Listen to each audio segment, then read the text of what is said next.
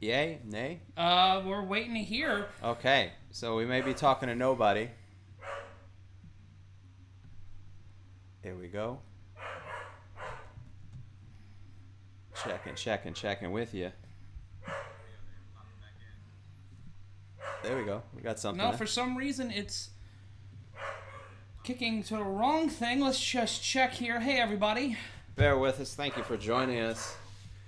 A lot of craziness going on to start it. No, we are live. We're live on the There we Combat go. Culture YouTube channel. I'm Matt Ryan. That's Harry Terjanian. Hey, everyone. We meant to start the show. Every show, that's our new signature, is to start with are we live? And the thing is, we test it. Yeah. We test it to make sure everything's going.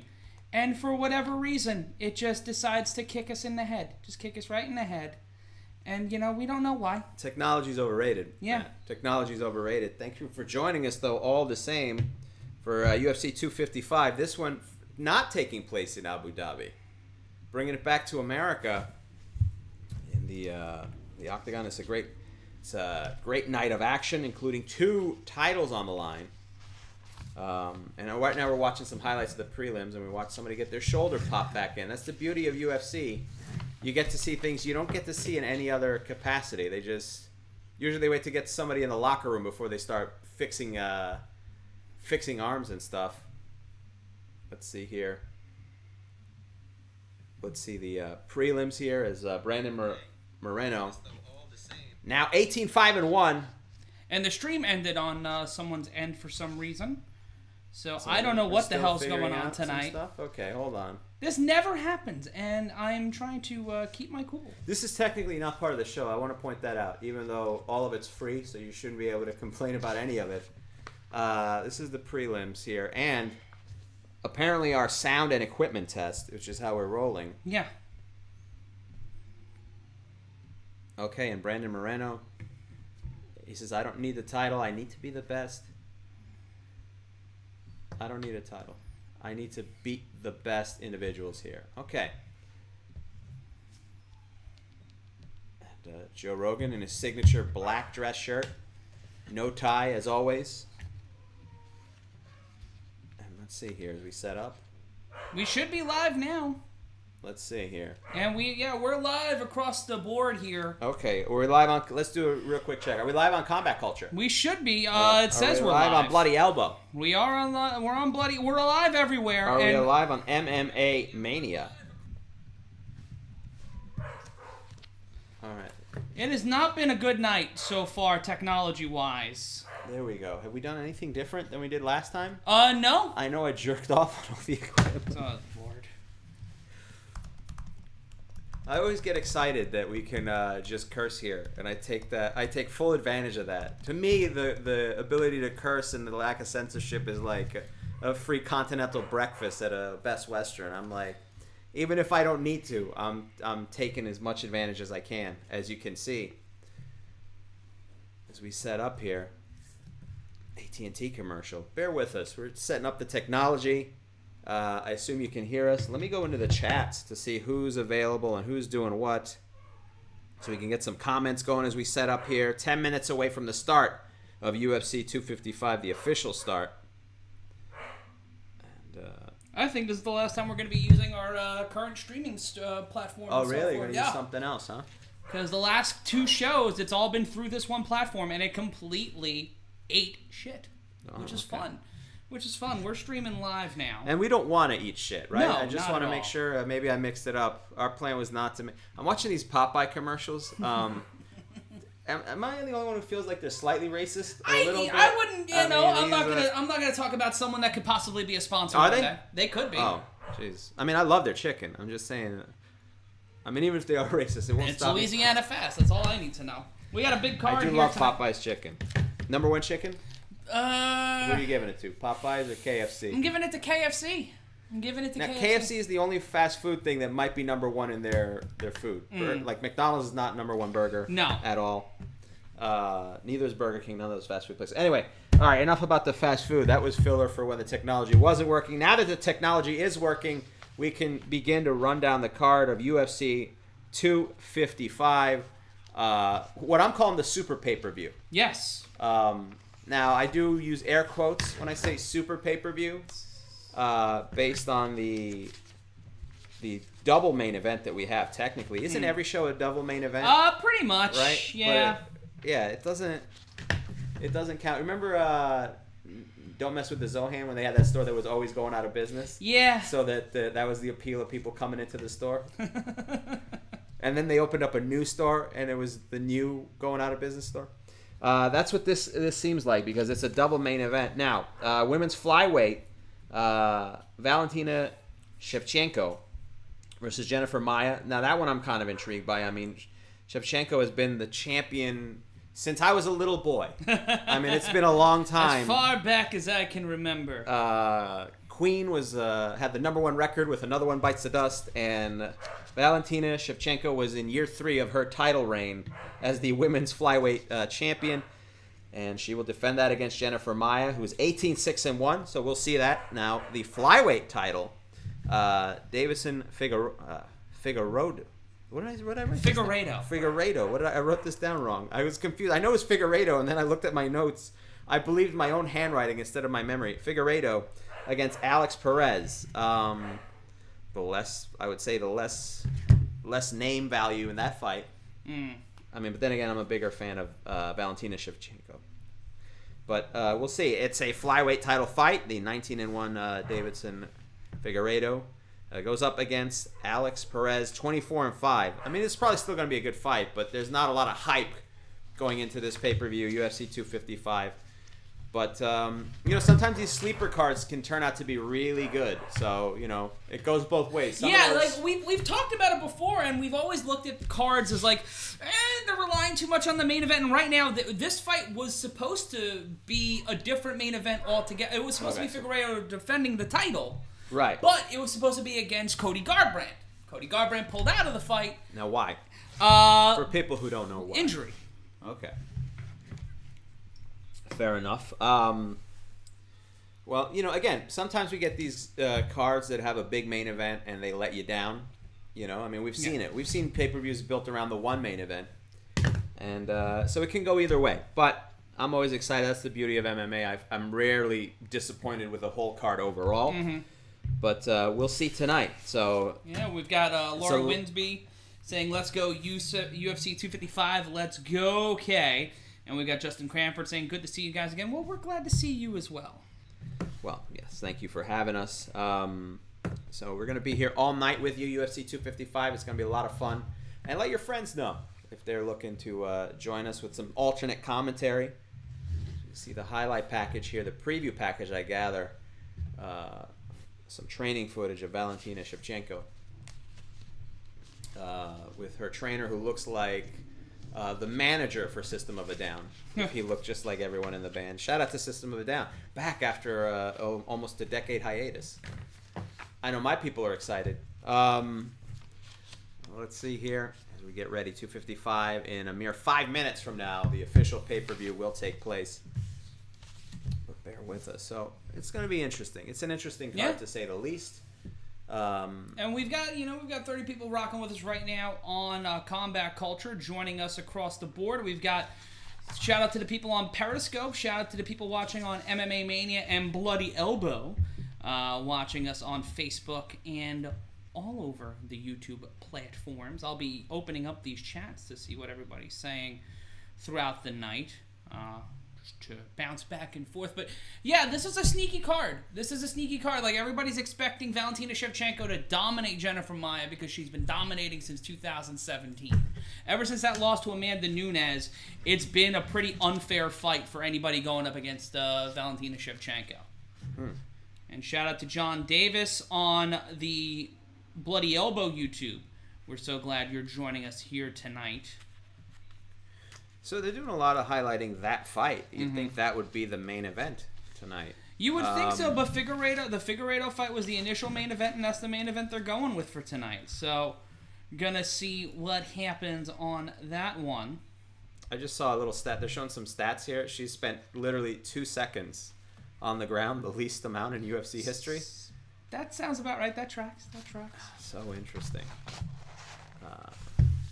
Caitlin Chikagian versus Cynthia Calvillo. see. Yeah, I mean, it's going to be interesting. We got 2 championship fights, so the rest 3-round fights. So we'll see how it goes tonight. Of course, you can always, if you want to order the pay-per-view, you can use the link. Yeah, use the link in the description and stream that and let us know what's going on. Let us know your thoughts. Like, this is the weird part before a pay-per-view when we know that it's going to take 8 million years till the first fight gets inside the cage. Like, right now, they're showing an interview between Brett Okamoto and Gilbert Melendez on the broadcast. So we're just kind of biding our time. So here's the problem with this, though. We've started this tradition the last several pay-per-views, which is, what is the over and under when they're actually going to start the pay-per-view? Yes. Because right now, I think some of the prelims went a little short. So that'll happen. They're going to do some filler. The problem is when 10 o'clock hits, and I feel like this has been the last couple cards, they've done a lot of filler up front. So over and under... What was the last pay-per-view? What was the last UFC 254. That was Khabib's retirement fight. Right, I meant the timing-wise. It was about 15 minutes. I think it was like 18 minutes. It was Okay. about 18 minutes into the card. I feel like, for whatever reason, I'm going to say it's going to be 12 minutes. I'm going to go short this time, only because the prelims ended early, and they might be squeezing out all the juice here to fill time during these prelims. Yeah. So I'm going to go 12 minutes. This is our opening bet that we do every pay-per-view now. I think it's going to be around 9:15. You're going even shorter than me. I think that they're going to try to get the most out of this satellite time as humanly possible. Okay. Now, is them being in Vegas tonight, does that factor that at all, you think? I think so. Tyler Lee in the chat watching us on the Bloody Elbow said, never seen twins with different last names before. Well, first time for everything, you jerk-off face. Oh, there you go. Ladarius Greer saying, let's go Paul Craig. Okay. He's calling Craig by KO, straight up KO. Paul Craig going up against Mauricio Shogun Hua in our opening contest tonight of the main card of the pay-per-view. And, these two fought before. Mauricio Hua is 2-1-1 in his last 4 fights, with his only loss coming to Anthony Smith in that run. His last fight was a win over Lil Nog, which was a little fakakta by split decision back in July. Lil Nog, my favorite rapper, by the way. Lil Nog. Lil Nog. Big Nog, it doesn't slap as much in the streets. Yeah, it's not as good. It's Doesn't not hit as as good. much. Oh, he's doing... I've never seen somebody do pull-ups with a kettlebell strapped to them. That's what you gotta do. There you go. That's the new training session. So they're still doing the interview here. They're doing the odds. Current odds. And for people who want to know, in between each fight, before each fight, we'll announce our predictions for that fight or our pick. You can also check me out every week on the SBR YouTube channel, and I'll give my predictions for every week's fight card. Shout out to Lee and Dave, my friends over there. Jeffrey Burton asking, do you agree that Valentina is possibly the greatest female athlete on the planet? I don't know if she's the greatest female athlete on the planet, but you can put her in conversation for one of the greatest female mixed martial artists of all time. Amanda Nunes right now to me is the GOAT. And then shout out to Tyler Lee coming on over to the Combat Culture chat. Hi, friend. And I would put her in the conversation for one of the best female mixed martial artists in the world. Yeah. I don't know, top athlete. Okay. I would probably give that to Amanda Nunes, maybe a Clarissa Shields. Kayla Harrison from the PFL, who competed last night in Invicta and pinated somebody's face with an elbow. That, for me, is someone who would probably be in the conversation of one of the top female athletes in the world. Okay, fair enough. Complete disrespect to the women's soccer team. Megan Rapinoe and all of them on the women's soccer team also, some of the greatest athletes in the world. That's not what I heard, Matt. I heard pure sexism right there. I named nothing but female athletes. Most of them combat sports athletes. I don't know what the fuck you're talking about.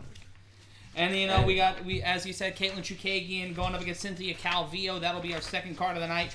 And then we don't know what the fuck's gonna happen. Fight of the night is Mike Perry versus Tim Means. Mike Perry missed weight by 5 pounds yesterday. Wow. And in the time my sources are telling me that's not good. That is not good. Okay. That is the opposite of good. And that's the expert analysis I bring to the table. Yes. I'm going to tell you right now, that's not good. No. And I'm going to probably take a lot of heat for this. I'm going to tell you, missing weight by 5 pounds, not good.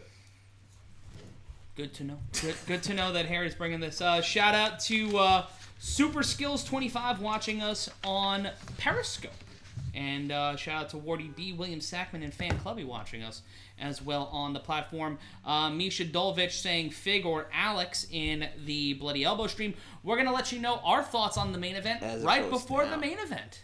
As it goes down, keep track of it. Yeah, that's the fun thing about this card tonight is that we're going to be bringing you stuff and giving you our thoughts as it happens. We're a conversation. We're watching along with y'all throughout the entire night. So send us your thoughts, your feelings. Yeah. And it doesn't have to be limited to MMA, by the way. It never stays that way. No. Despite our best efforts. And by the way, also, definitely ask us if we're going to show the fight in the chats. We love that. We definitely. Absolutely, the Always, entire night. Please. Especially like halfway through the pay-per-view when we haven't shown any fights yet. If you could ask when we're going to show the fights, that's the best. We can't get enough of that. And shout out to our moderators, Steph Satilli, who will be filtering out all that garbage. Except the ones that personally insult us. Yeah, you can do that. Yeah, See, that's fine. This is the weird thing about the chat section. It pretty much is limitless. The only thing you can't do is ask us to show the fights. Yes. Because that's it. that violates so many things. You can humiliate. We kind of like the fact that you spend all that time humiliating and insulting us. It's not the worst thing in the world. I had an Irish mother. I've been there before. So you're used to that? Yes. You're used to that. That was my 12th birthday. Oh my God. It's And weird. 13th. Your mother did an impromptu roast. Yes. But didn't invite any other people to roast you.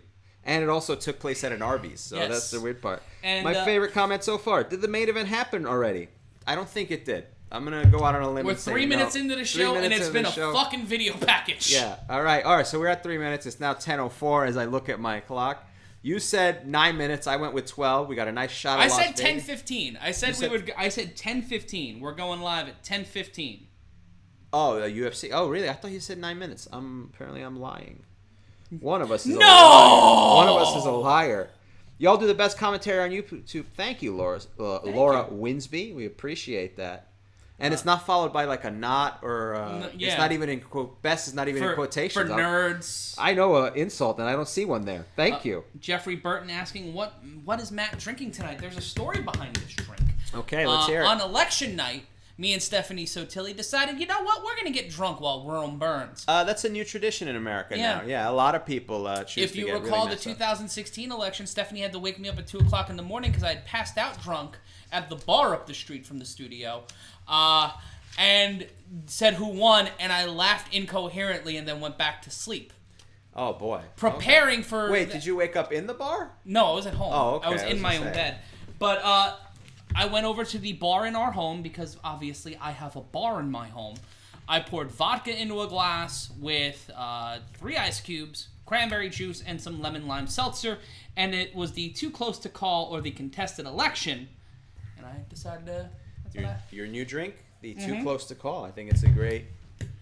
So that long-winded answer is what we're Which drinking. is also what your doctor said about your liver, yes, right? Yeah, it's too close to call. We're going to have to do a recount. Harry, there's a question for you in the chat from Ladarius Greer. Harry, who do you got, Matt Ryan versus Gabby Garcia? Oh, jeez. I don't have enough info about Gabby Garcia, but I'm going to say Gabby Garcia. Yeah, Gabby Garcia. Yeah. Gabby Garcia kind of looks like the bar.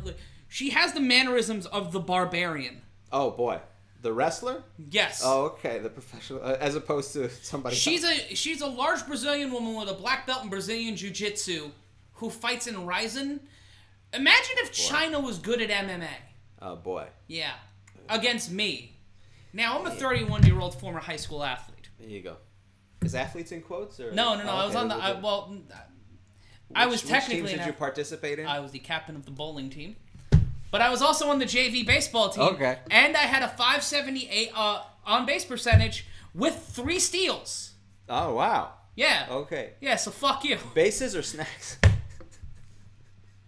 What did you look like you stand in front of high schools and try to sell kids edibles. But they're not really edibles. They're just gummy worms you poured Sanka on. Excuse me. We do vapes now. We don't do edibles anymore. It's the overhead is too much. They spoil too quickly. It's all about vapes. Shout out to Michael Marquardt. Cheer, boys. Thanks. Thank you Joe for joining Wellwood, love you too. Thank you for every fight you call. You're welcome. Next week, I'm going to front sell this now. Harry will not be here. I'm disappointed about this. Yes. This was a scheduling conflict, and I didn't know. But next week, right here on Combat Culture, we will be bringing you Mike Tyson versus Roy Jones Jr. And I am excited. Boy, now here's the thing.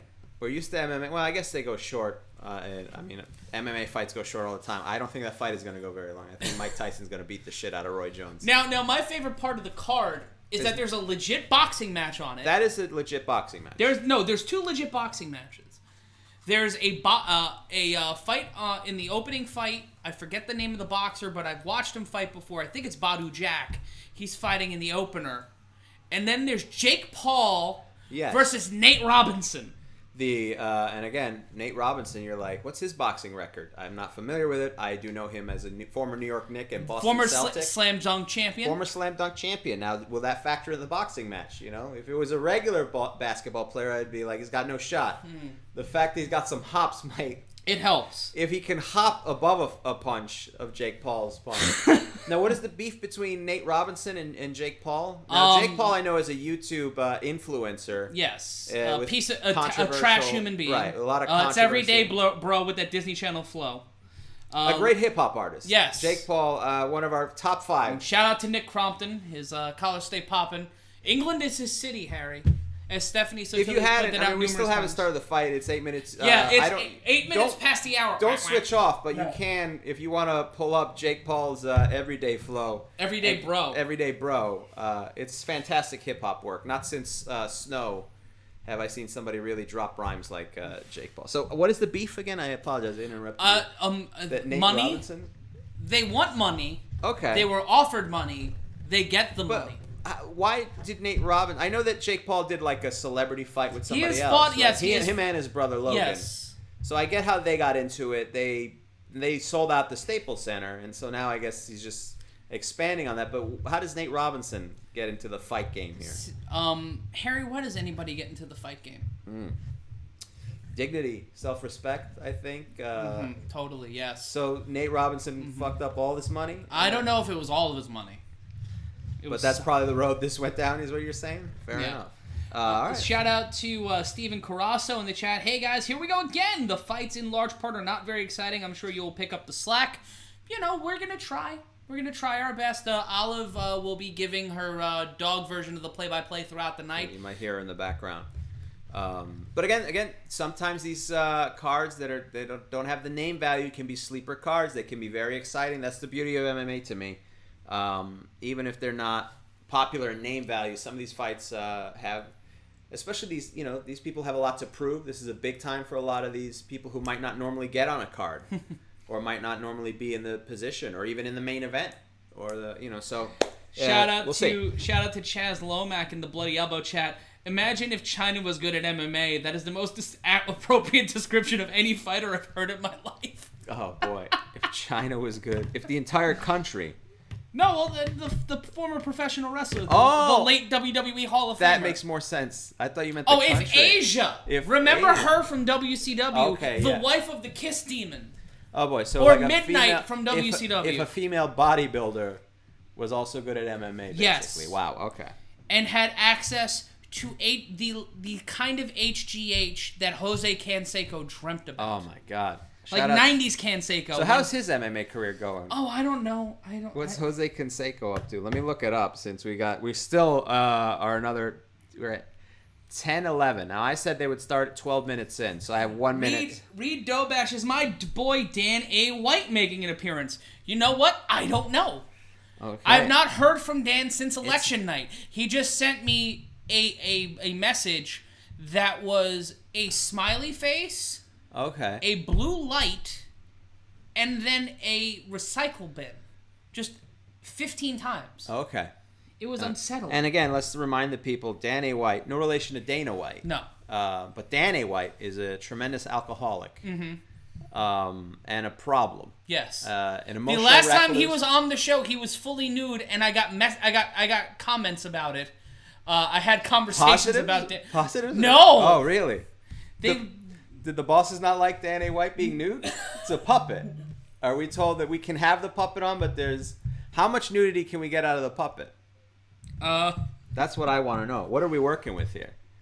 I'm going to take a look at the chat here. Nate would sleep Jake Paul. He's a legit two-sport athlete. That's coming from Thislamatic. I mean, I know that Jake Paul has a boxing record. I mean, this is kind of a weird thing that we have to break down the Nate Robinson-Jake Paul fight. But unfortunately, I won't be here for that. I'm tremendously disappointed, but Thanksgiving obligations keep me from that. I'm trying to look up Jose Canseco's MMA record.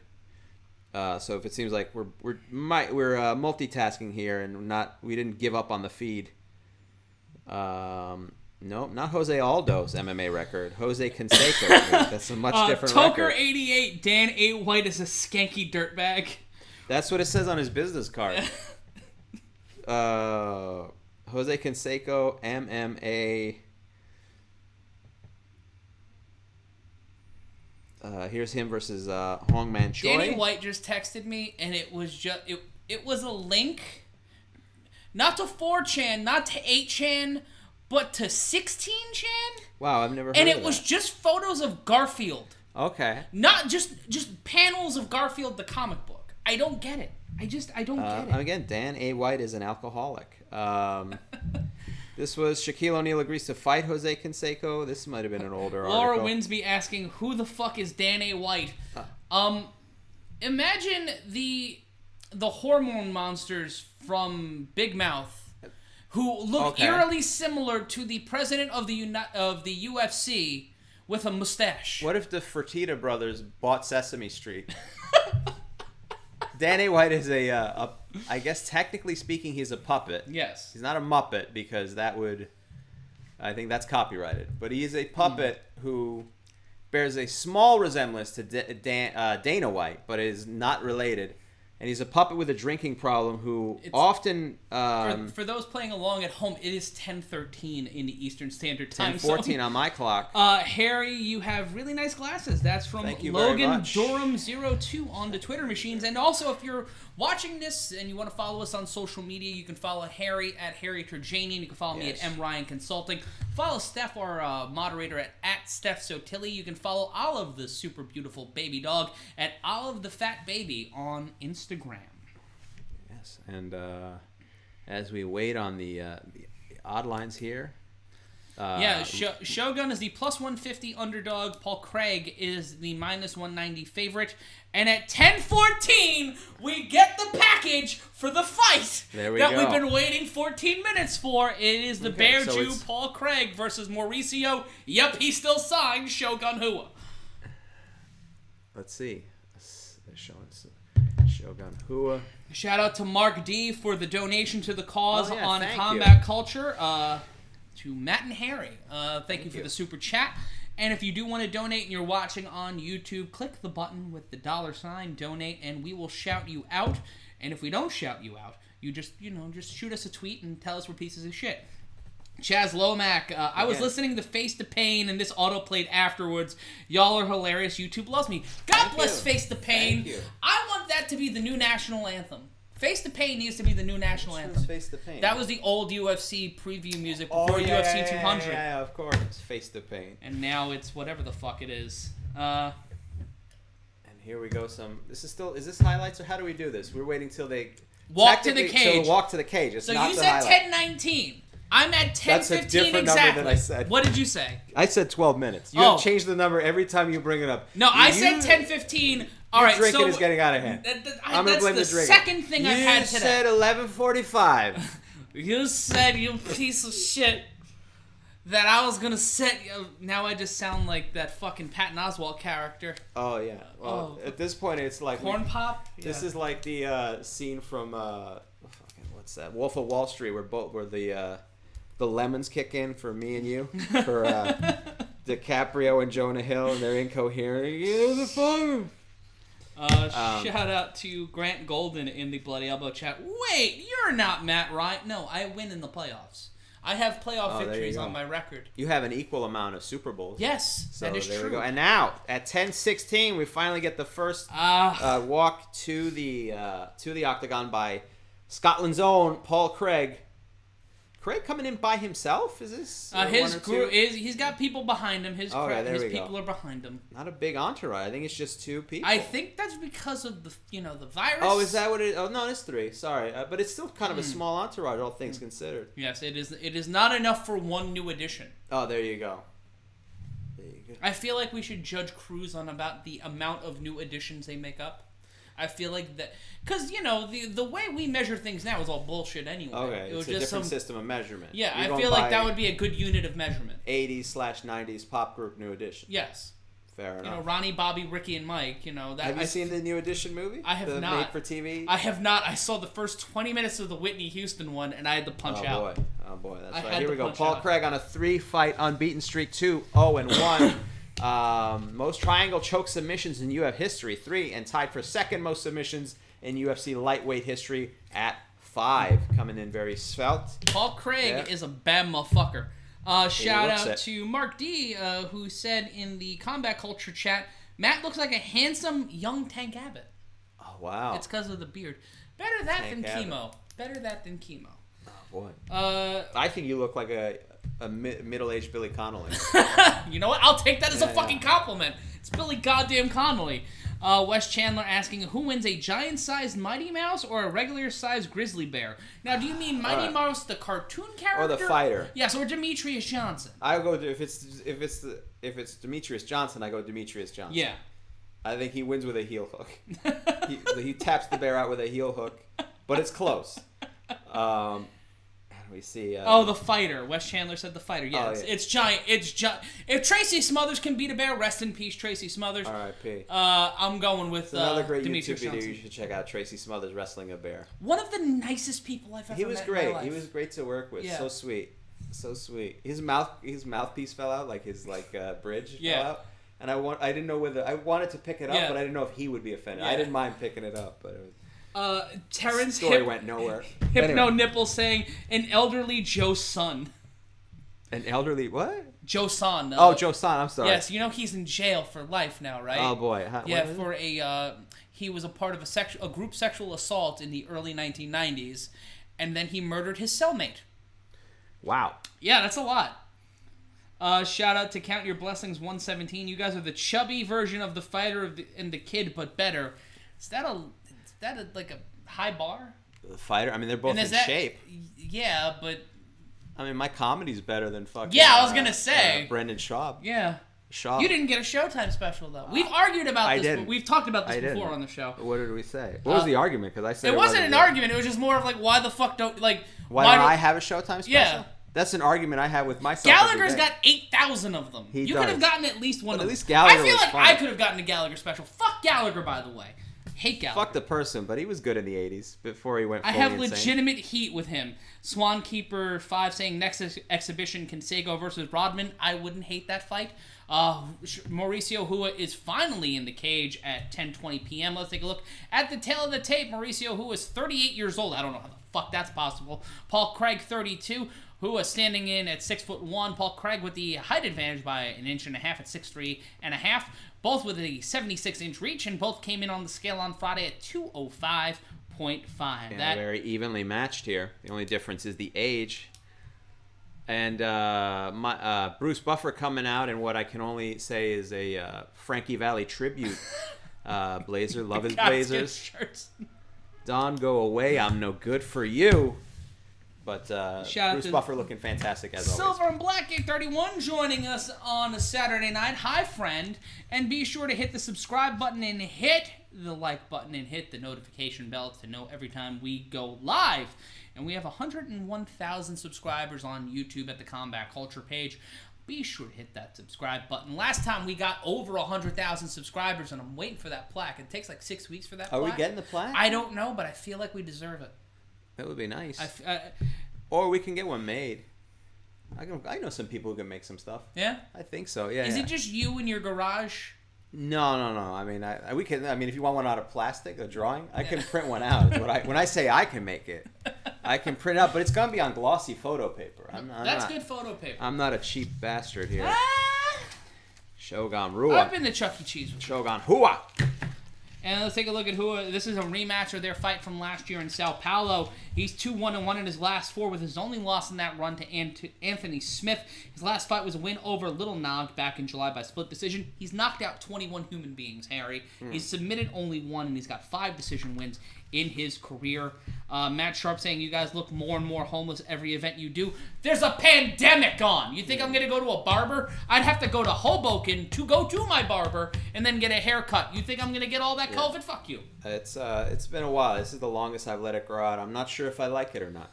I'm not going into the comment section to find out what you people think. Low kick by Craig, here and we here go. we We go started with it. round number 1. Head kick by Craig, blocked by Hua. And a third. He went for a kick to the body, blocked by Hua. Hua pressing Craig. Craig's back against the octagon, checking a kick to the leg. Does Craig throws a leg kick on his own? 20 seconds gone by in round number 1 of our first fight of the main card at UFC 255. I'm Matt Ryan. That's Harry Terjanian.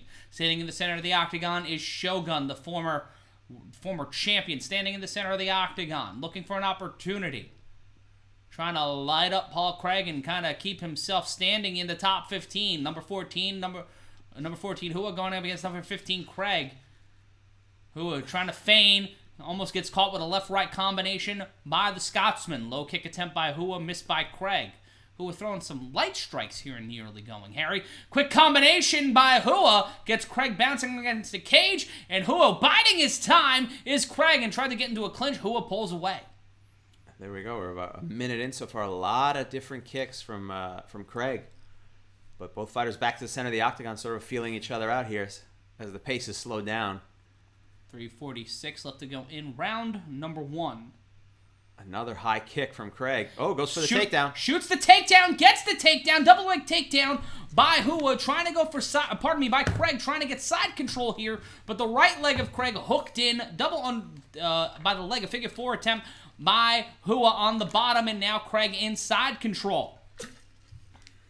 There we go, just leaning on him at the moment. Hua trying to get to the side of the cage or trying to adjust the positioning, wraps his leg around Craig. But Craig lands a couple punches. And still 3:10 to go in this round, so not a great position for Hua so far.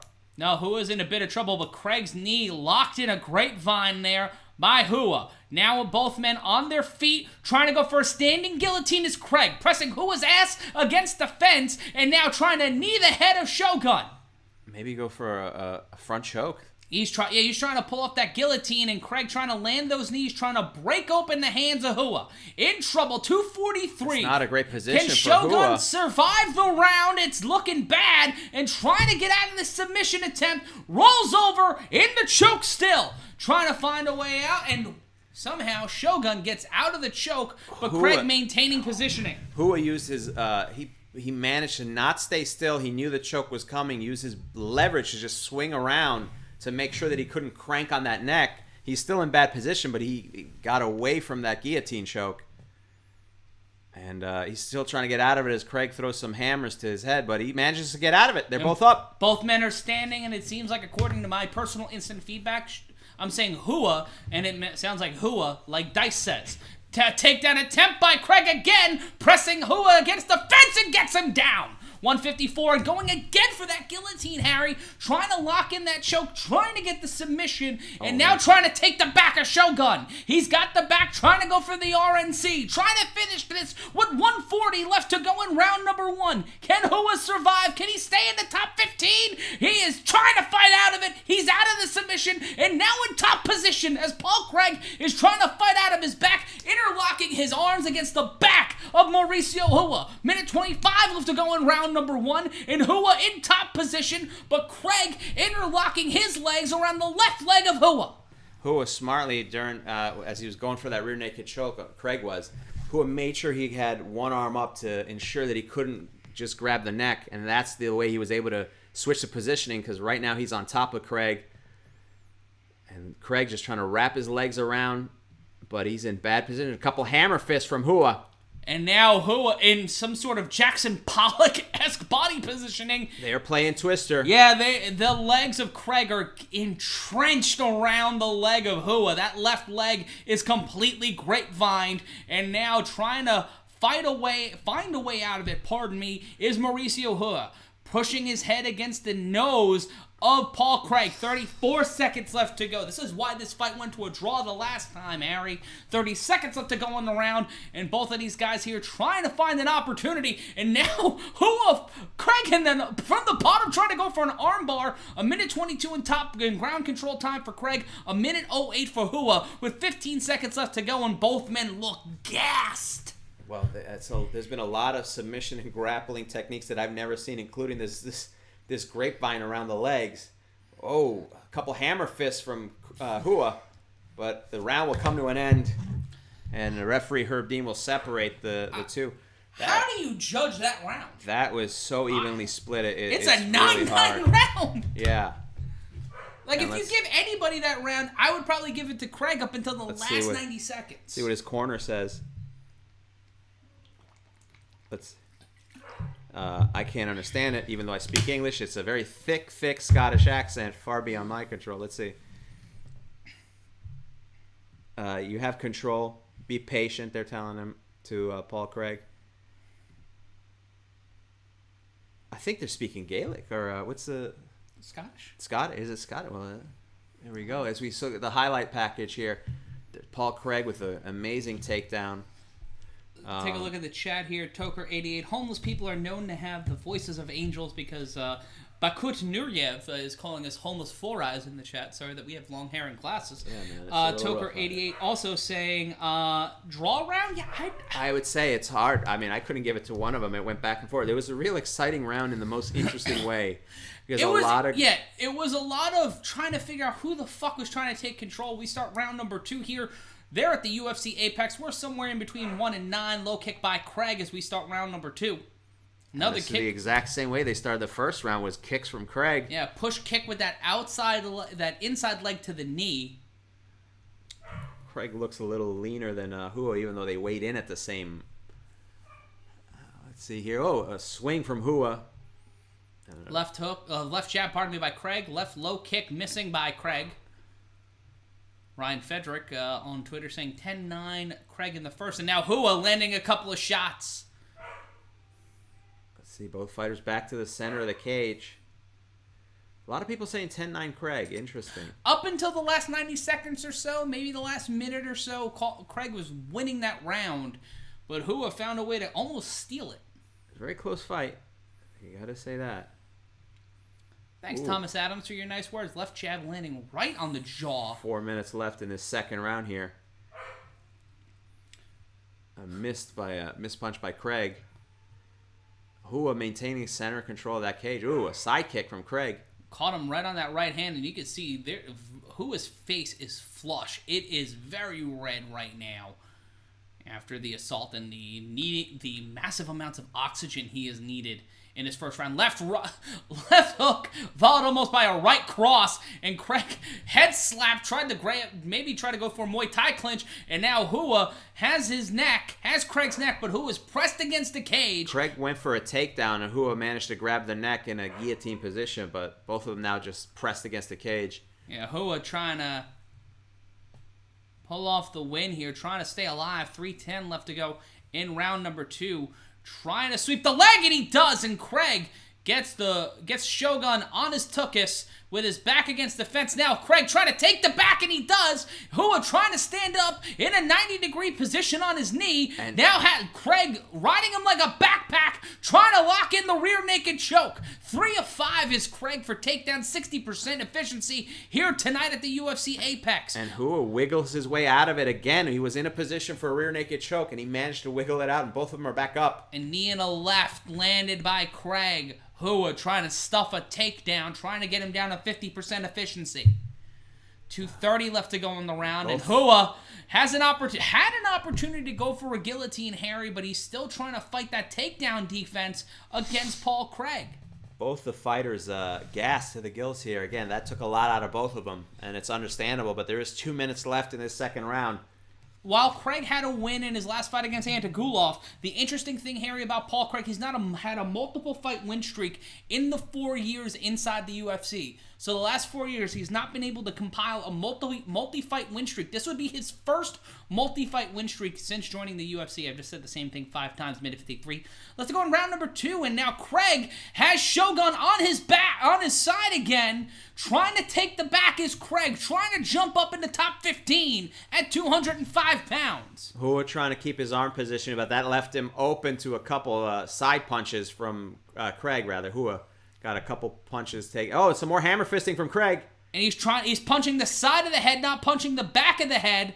Our referee for this fight, Herb Dean. And Hua's tapped! Shogun has tapped! So it is a submission via punches, and Mauricio Hua will take the loss here and go to 27-12-1. Paul Craig will get his 14th professional victory. And Harry, this was an interesting fight to say the least. Oh, yeah. I mean, just an interesting finish as well. At one point, Hua had just put his ears up almost just to cover his ears in a hear no evil sort of stance and just kept taking the punches until he tapped. Did he tap or did Herb Dean stop it? I know I heard Herb Dean say you got to move. He tapped. I saw his hand tap. He tapped. We'll watch the replay. I'd be interested to see it here. Let's see as they show highlights of the second round there. Hua goes for a knee, but gets taken down. That single leg takedown by Craig. Immediately into side control. Tried to pull the choke. This might be from earlier. Oh, no, there we go. He tried to get a rear naked choke. And then he found himself and just started hammering. And let's see the hand. I'm trying to see if he taps. He does tap. He does tap. Herb Dean gave him an opportunity, told him to keep moving, but I've never seen somebody tap. I mean, it's understandable. Certainly, those were vicious fists from Paul Craig. And the body position, he was right on top of his back and just gave up on the rear naked choke and chose to hammer fist until he won, and it paid off. And now Paul Craig will move on to move up in the rankings. 14-4-1 now. And he'll probably double jump Hua there in the top 15. And thanks to Andrew Watson, 71 on the Twitter machine. This is dope. Thanks, boys. Well, you're welcome. Hey, thank you for joining us. And what is the official decision there, Harry? Let's see here. 36 seconds, round number 2. Declaring the winner by TKO, Paul Bear Jew Craig. And some sportsmanship between the two. Obviously, very disappointed is Hua. Mauricio Shogun Hua now goes to 27-12-1. It's not been great for Shogun Hua the last couple of years here. Yeah, it's kind of shitty to see. And also Paul Craig getting his first winning streak in the UFC. Good for him. And he's been given a is that a belt or is that a shirt? What did you in his hands? Yeah. I believe a shirt. Or no, it's a tartan. A tartan. Okay. Good for him. And representing Scotland, and this being the apex in UFC, they will not do the interviews inside the octagon. Instead, they will do them via headset in a separate location. Swan Keeper 5 saying one last paycheck in the Bloody Elbow chat. Amber Leland saying he should go to one, join TRT Tour and Vera in the ranks of roofed geriatric Brazilians. Jesus Christ. It's a little stiff. Harry looks like Roscoe from the film Little Man. I don't know that. I don't know. I don't know. Oh, it's a deep cut. I'm sorry. I'm sure I do. I'm sure it's insulting, but I just haven't seen it. I mean, I appreciate a deep cut though. As we see the highlights, let's see they talk to Paul Craig. Joe Rogan says, "Your composure in the 2 fights with Mauricio Shogun Hua, how good does this feel?" This is a thick Scottish accent. You know what? He's a legend. I had some dangerous positions, but he was just too experienced. But time is money, I think. Joe Rogan says, "What was the difference in your approach this fight as opposed to the last time you fight?" He said, "The last time," he said, "we fought on 2 weeks' notice. Not only that, the fight the year ago gave me the confidence to know I could stand and bang with him. He got 3 takedowns. but DC would say he's the best. But he said, for a Scottish guy who doesn't do that much wrestling, I think I did a bang-up job. Joe Rogan says, more importantly, perhaps your ground positioning, your control and position was fantastic. Particularly at the end, once you secured the rear mount, we noticed that he oil checked you. Yeah, he did. That get you angry. And it seemed like Joe Rogan says that seemed like it might have added a little bit of energy to your approach. Once you got that back mount, Rogan said, you secured it, you had both hooks flat, and you pounded him. And to get a tap from strikes from a guy like Shogun Rua, that's a big feather in your cap. Paul Craig said, for a grappler like myself, I felt I could have pushed the neck, and he was trying to create the space to get a rear naked choke, but he saw the opportunity and just dropped a big fist, and it made him tap. So that's a first for me as well, he says. Rogan says it was an undeniable victory. Congratulations on a really impressive performance over a real legend, Mauricio Shogun Rua. Enjoy it. You earned it. Paul Craig, everybody. And to fact check, thank you to Neil in the Combat Culture chat saying, Vera is Filipino, not Brazilian. And shout out to, we're wrong. We read somebody's comment and we were wrong. No, this is America. Now it's you have to prove us wrong. How about that? Is this how British libel law works? Yeah, no, this is how Americans think that. We could just say anything we want, and because this is America, now you have to prove that we're crazy. How about that? Shout out to Joe Wellwood, who got some extra kizash tonight for a TKO bet on Paul Craig in round number 2. Pulling off a within the distance bet as well. Right. Good for you. I'm going to take a moment here for some to take care of something. I'll be right back. In between fights here as they show a preview. And we're getting ready for Cynthia Calvillo versus Caitlin Chookagian. I'm Matt Ryan. Harry Terjanian has just took a bit of a powder. Be sure to hit the like and subscribe button, as Steph is saying in the Combat Culture chat. Let us know what you're thinking. We want to know what you're talking about. We want to know what you're thinking on a card here tonight at UFC 255. I'm Matt Ryan. That's Harry Terjanian. I already said that. But we're looking around the chats right now, and I want to thank everybody for watching us from across the Combat Culture Network. You can follow me on Twitter at MRyanConsulting. We've got 4 more fights coming up for you tonight. Caitlin Chookagian versus Cynthia Calvillo. Mike Perry versus Tim Means. And then we got 2 title fights in the flyweight division. In the women's flyweight division, it's Valentina Shevchenko going up against Jennifer Maia. And then it's Davison Figueiredo going up against Alex Perez in our main event. And those who are just joining us, like Chenard Pass, Mauricio Rua beat Paul Craig in our first fight. Pardon me, the other way around. Paul Craig beat Mauricio Shogun Rua in our first fight in the second round by TKO. Hernan Ruiz says he's got all the favorites for the main card on my ticket. Interesting choice. The odds for... Harry, the odds for the co-main event, the Shevchenko and Maia fight, I believe as of yesterday, Shevchenko was a minus 1,500 favorite. Minus 1,500? Yeah. Jesus. So you have to bet $1,500 to make $1. That's one way to gamble. That's one way to do it. That's one way to look at your life. Oh, look at this. Davison Figueiredo looking like a model. Looking like a fanciful gentleman. Looking like a model with cauliflower ears. If it's specialty sunglasses for people with mangled ears, he looks fantastic. He looks like a Brazilian soccer star. He does. He looks like he's about to take the pitch against Kaká. There's something with those hairstyles in Brazil. They don't mess around. Yeah. They start dyeing the hair at 3, I think, out in Brazil. Shout out to Cleve James saying, love the hair, guys. Thanks for watching us on MMA Mania. You're a sweetie muffin.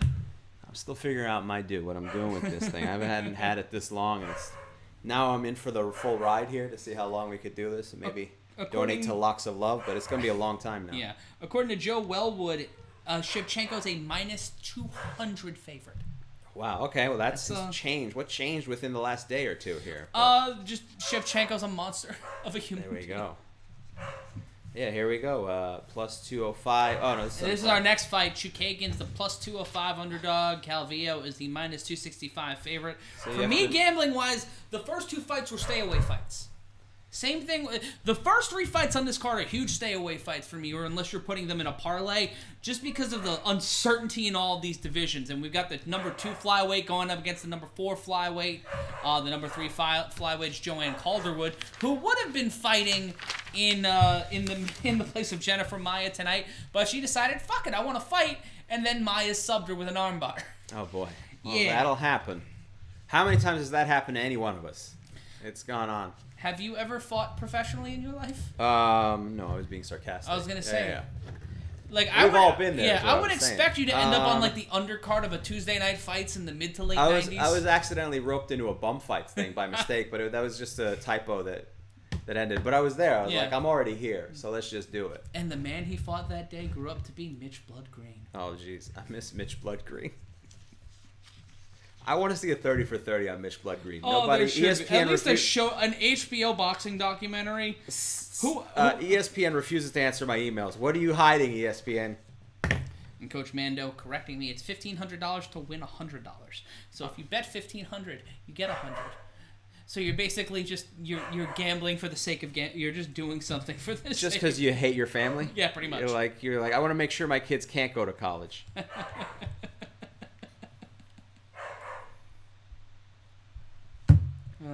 It's gonna be a long night at the office, and you can hear Amber. Shout out to Alex Wall, our good buddy over in Brooklyn, on the Twitter machine at a tartan. Good for him. If you can't tune into UFC 255 or the event, thanks for the shout out, Alex. Much appreciated. You are a mensch.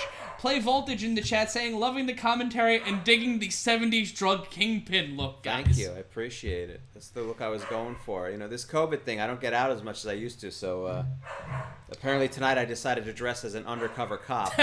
Chandar Pass saying felony fights, I still have them. Felony fights? Yeah, and Hernandez Ruiz from Inglewood up to no good. And Cynthia Calvillo making her walk to the octagon. Harry, I'm going to get a refreshment. There you go. As we see Cynthia Calvillo, 3-1-1 in her last 5 fights here. Looking pretty confident, taking a smooth walk here as she checks in. Let's just take a look at some of the comments. Thank you guys for joining us again. Also, just check out our social media if you want. I'm at Harry Terjanian. He is at M. Ryan Consulting. And let's see here as Calvillo gets set to check in. Pretty calm, cool, and collected here. Again, 3-1-1 in her last 5 fights. Had a draw against Mariana Rodriguez. And her last win was in June against Jessica Aye. Jessica I. Jessica I. Not everybody has an inflection on their names. I would think so. But and here we go. Yeah, they said 3-0-1 in the last 4 fights. Tied for the most submission wins and tied for the 3rd most finishes in UFC strawweight history at 3. And the most submission attempts in strawweight history with 9. Joe Wellwood comparing us to Ethan Suplee in Blow. Oh, jeez, yeah. He's lost a ton of weight. Have you seen him lately? Yeah, he's looking yoked. He looks jacked. He was also in Wolf of Wall Street. Fantastic film. I've not seen it. I'm here to recommend films that came out in 2011, guys. That's where I'm at. I don't know if you guys have heard, but Martin Scorsese and Leonardo DiCaprio did some good work together. Good for them. It's a little film called Wolf of Wall Street. That's my sleeper pick of the pandemic. I need to... The Godfather's not streaming anywhere, and it pisses me off. Oh, really? Yeah. That's odd. Yeah. It's probably on Paramount. Like Paramount is it's one of those movies that Paramount has exclusive rights to. That and Coming to America. They just keep playing that in between Bellator fights.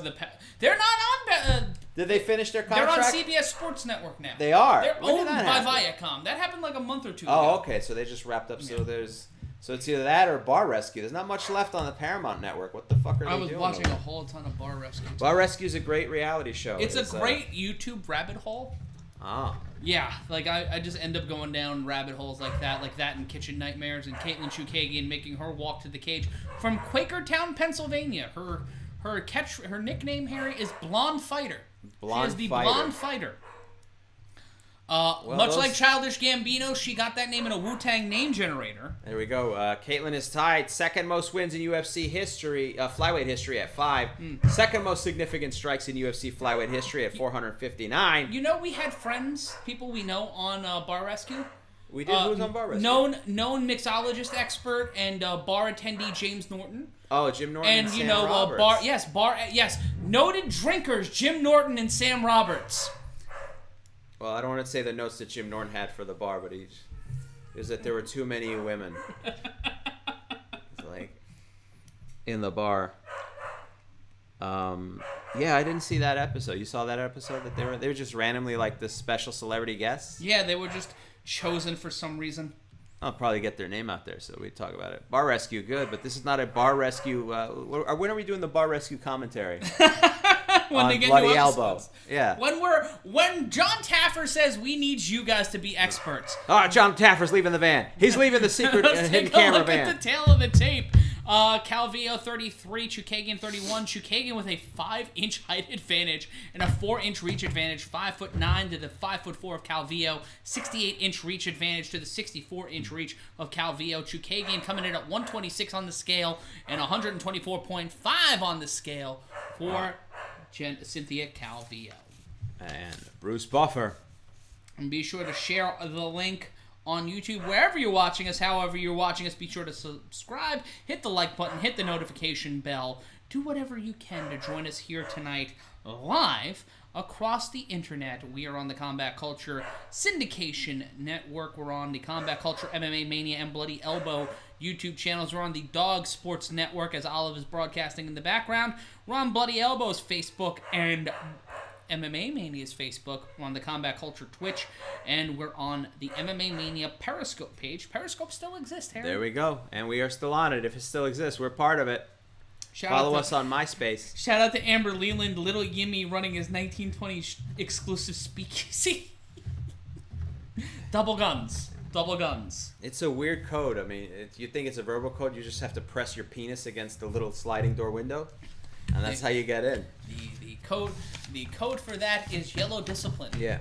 There you go. Shout out to Jim Norton. Oh, Lord. Wow. Also the host of the UFC podcast. Yes, the official UFC podcast. Ain't That a Bitch? It's a weird one. We've been in broadcasting literally half of our lives. And this... Joseph Williams, Trump 2020, great YouTube name, asking us to post feet. Okay. And here we go, round number 1. It is an interesting crowd here tonight. Low kick by Calvillo starting this one out. Chookagian controlling the center of the octagon. Let's see. Calvillo controlling the center of the octagon still. It's a little bit of both fighters trying to find the rhythm here. 20 seconds gone by in the round. Left hook landed by Calvillo. Trying to find an opening. Low kick by Chookagian. Calvillo goes for a combination. Trying to find range here. The smaller fighter in Calvillo. Chookagian, a big opportunity missed by Chookagian. Calvillo leading hard with a right hand, leaving the barn door wide open. Chookagian had mistimed the shot beforehand. Back fist attempt by Calvillo. These guys are swinging wildly here in the women's flyweight division, both trying to line themselves up for a title shot. Single leg attempt by Calvillo gets Chookagian up, but Chookagian, the taller fighter, finding a way to get right back up and standing in the center of the octagon. Oh, another combination by Chookagian. Return by Calvillo. Both fighters back to the center. It's a little semi-fast-paced round here. Both fighters exchanging a couple combinations, checking in and then checking back out. 3.5 minutes left to go in round number 1. Both dancing.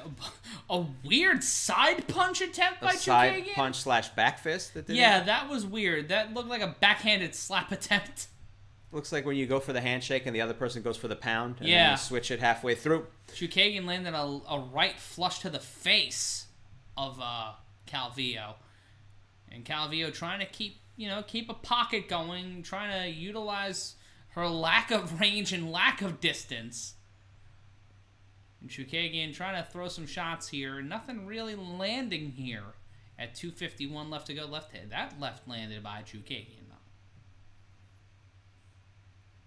And some more combinations from Calvillo. But nothing really definitive here so far in this first round. We'd have to go to the number of strikes. The thing is, she's trying to find. Both of these fighters are trying to find the pocket. And it's harder for Calvillo because she has that significant height and size differential. Tried for the takedown, almost fumble fucked herself, slid right into it with Chookagian taking top position. But both fighters back up, right to the center of the octagon. Almost got slipped into a submission, right landed by Calvillo. 2:10 left to go in round number 2. There's this weird dance between both fighters, Harry, where they're trying to find the rhythm. This is a feeling out round for sure, but it feels like both fighters don't know how to assert control. If I was Chookagian's corner, I would be telling them to press, use your size, use your length. Calvillo not being able to find a way inside is a huge advantage for her, and she's not been able to pick up on it. Left-right combination, and Chookagian leaning into shots, leaving herself open for the smaller fighter. See, she's landing a couple front kick from Calvillo with a side kick by Chookagian. Another low kick from Calvillo. Minute 28 left to go in the round. Calvillo's back against the octagon. Chookagian controlling the center. Let's see here, both fighters just kind of pacing. Can kick missed by Chookagian. Left-right combination landed by Calvillo after the missed left by Chookagian. Punch to the body by Calvillo. Tried to go for a leg sweep attempt. Did Calvillo, not landing. A minute left to go in round number 1 of 3 in the UFC women's flyweight division. Tried to go for the body, and then upstairs did Calvillo. Landed with the left to the head, but barely. Head kick missed by Chookagian. Low kick missed by Chookagian. Chookagian feels like she hasn't been able to get off the blocks in this round and just ate a 1-2 combination from Calvillo. A front and side kick from Chookagian. Another front kick, but a combination from Calvillo. She keeps going for the right to the right to the ribs, left to the jaw. So that's the combination for Calvillo that we're gonna need to watch out for the rest of this fight. And Chookagian feigning that right leg kick and then leans in and then gets pieced up by Calvillo. Let's see what her corner will have to say. 15 seconds left in this first round. And Calvillo picked up the pace here, definitely landing more strikes. And then a head kick. Chookagian keeps feigning shot, and then going for a big swing and missing. It's kind of getting repetitive, and that'll be the end of round number 1. And Harry, it felt even up until the last 2 minutes or so, and I'd have to give that round to Cynthia Calvillo. Yeah, I agree with you. Let's see what the corner has to say. Calvillo's corner. How you feeling? I feel good, she says. Don't be sorry. Listen, couple deep breaths. Glad you feel good. We're kind of hanging in that B range. We make it A. I don't know what that means.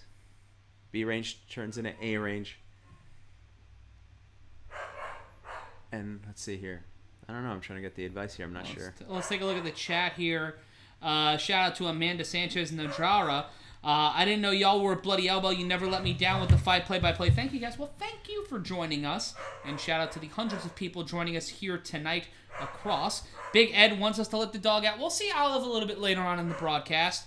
Amber Leland asking, a Swan Keeper asking, is he Russian or Armenian? I think that's you, Harry. Oh, me? I'm Armenian. Yeah, I'm part Armenian. Just like I assume Chookagian is. But we'll see. Start around 2. Ladarius Greer asking what beer I'm drinking. I'm drinking a Voodoo Ranger IPA. Chookagian controlling the center of the octagon. Harry with Maya pacing around. This is the exact playbook of the first round. Spinning back kick by Calvillo, landing to the chest. And Chookagian feigning those lefts again and not landing. Spinning back kick landed by Calvillo. Just now trying to get points like it's a kata. The World Karate Championships down in Orlando. Couple swings from Chookagian, feigning no strikes landed. She goes for another headshot. Alexander Volkanovski saying he's got Cynthia Calvillo. Kevin Holland rooting for Caitlin Chookagian in this fight. 4:15 left to go in round number 2. According to Jed Goodman, Caitlin Chukagian is now minus 200. Cynthia Calvillo plus 150 in live in-fight wagering. And a quick punch leg kick combination by Chukagian landing. Calvillo checking another kick, almost taking down Chukagian. 3:56 left to go. And Chukagian keeps opening up the door and letting Calvillo, the smaller fighter, get inside with 1-2 shots. And a body kick again. Chukagian. Chukagian really trying to box here against Calvillo, not using her size, not using her range, hunching down and getting to the same size of Calvillo. If you looked at it from a force perspective, you'd see these fighters are the same size. Calvillo landing a left shot again. Chukagian eating another quick body shot that right to the body, left to the head. And slowly Calvillo racking up the strikes and, dare I say it, the points here. If this continues at this pace, there's still another 3 minutes left. And if I'm Chukagian's corner, I'm seeing that right to the body, left to the head. Right to the body, left to the head. And she's letting her guard down long enough to let Calvillo hit that combination. She throws a jab from Chukagian. Going for a little bit of different shakeup. Another left jab attempt. Calvillo just trying to measure the punch. Now Chukagian landing a couple punches in a row. Landed 2 quick lefts to the top of the head of Calvillo, but nothing really landing outside of that.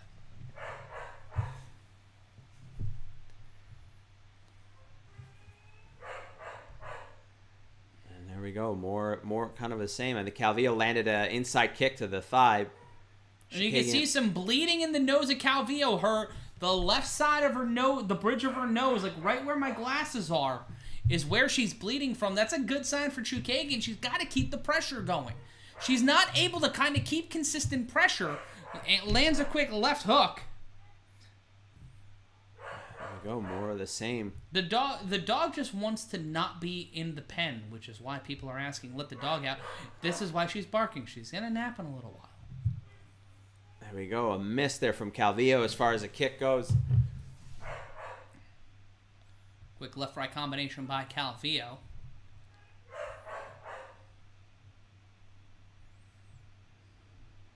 Let's see here. More of the same. Calvillo starting to really bleed on that bridge of her nose.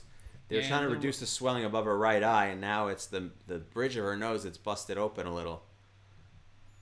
And then it almost looks like Chukagian's trying to target a little more, but there's something off about her rhythm as far as her combinations all the first 2 rounds here. According to R. Boone on Twitter, if you look at live odds, you'd think Calvillo is done. I really don't see it that way. Calvillo she's got a little swelling on her right eye and a little bit of bleeding from her nose, but she's been able to kind of break through Chukagian's wall. Well, again, that live betting range was after the first round, though. Yeah. It's been more of the same with Calvillo. Again, there's something seems to be off the rhythm as far as Chukagian's going. Flying left hand by Calvillo, not landing. And here we go, more back and forth in the center of the octagon as we approach 30 seconds left in this second round. And Calvillo, if you look at the strikes here on the screen, she's landed 27 to the head. Calvillo landing 21 to the head. 5 to the body by Chukagian, 10 by Calvillo, and 11. What was it? Let's see the number there, but it's been. Calvillo's landed some more significant strikes. And more back and forth. 10 seconds left. A high kick from Chukagian. Blocked by Calvillo. Right now the odds are minus 670. That's the end of the second round. What do you think of that round, Harry? I think Chukagian landed a lot more than she did in the first round, but so did Calvillo. I can see this a 10-9 round either way. I feel like that's a little... Calvillo's corner, Chukagian's corner is, you're doing great. Before you're doing... Now you're backing up 1. Double the ones. So asking, instead of combinations, just get the quick strikes in there. Yeah, just jab, jab, jab. Instead of trying to go for 3, he's saying you're doing better with going with the single shots than... Yeah. So stay in that within that range is what he's saying. Let's go harder on the. Let's go harder on the face this round is the note from Shukagian's corner, which makes sense because she's already busted open. She's a little pinataed in the face, and this is going to be the first fight of the main card to go to the third round. As we are here at the UFC Apex, and now they've got fancy graphics. Like, they're doing the fancy graphics now. They didn't do the fly-in tail of the tape for this fight. See, third and final round starts here. Both fighters to the center of the cage. Again. Chookagian controlling the center of the octagon. Left-right combination by Calvillo. Left hand not landing by Chookagian.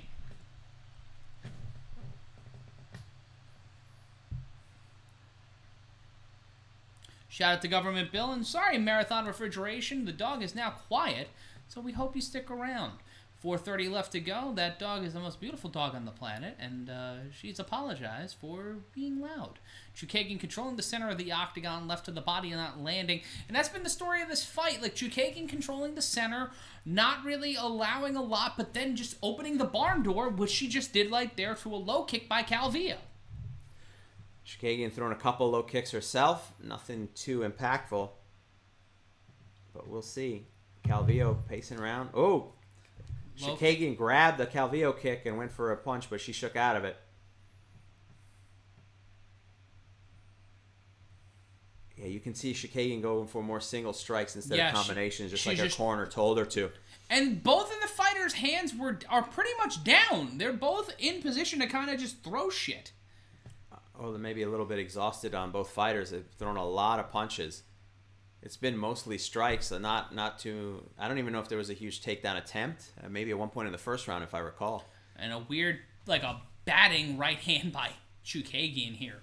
This fight is a weird fight. This is a weird fight that's probably going to go to the scorecards, and I'm probably not going to be happy with the result. Well, let's see, we got still have 3 minutes left. It's been a very slow-paced round here. Chookagian feigning a kick. She completely whiffed on that can kick and then threw a left-right combination that hit nothing but air. Yeah, again, her rhythm's been a little off. A front kick from Chookagian. And they cut into the corner, telling her to take the 16. Oh! Quick left-right combination by Chookagian landing.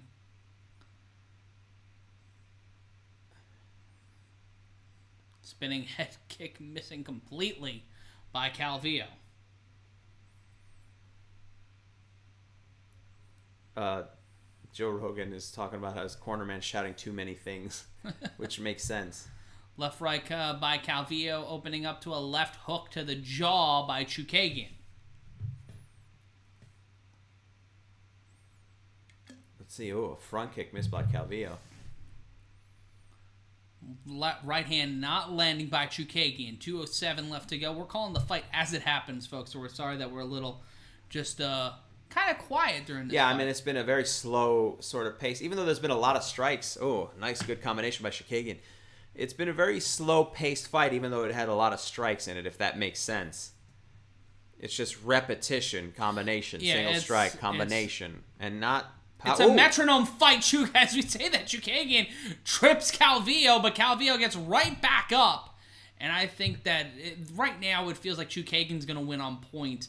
That first round went to Calvillo for Chookagian. She took round 2, in my opinion, and now is kind of winning in round number 3.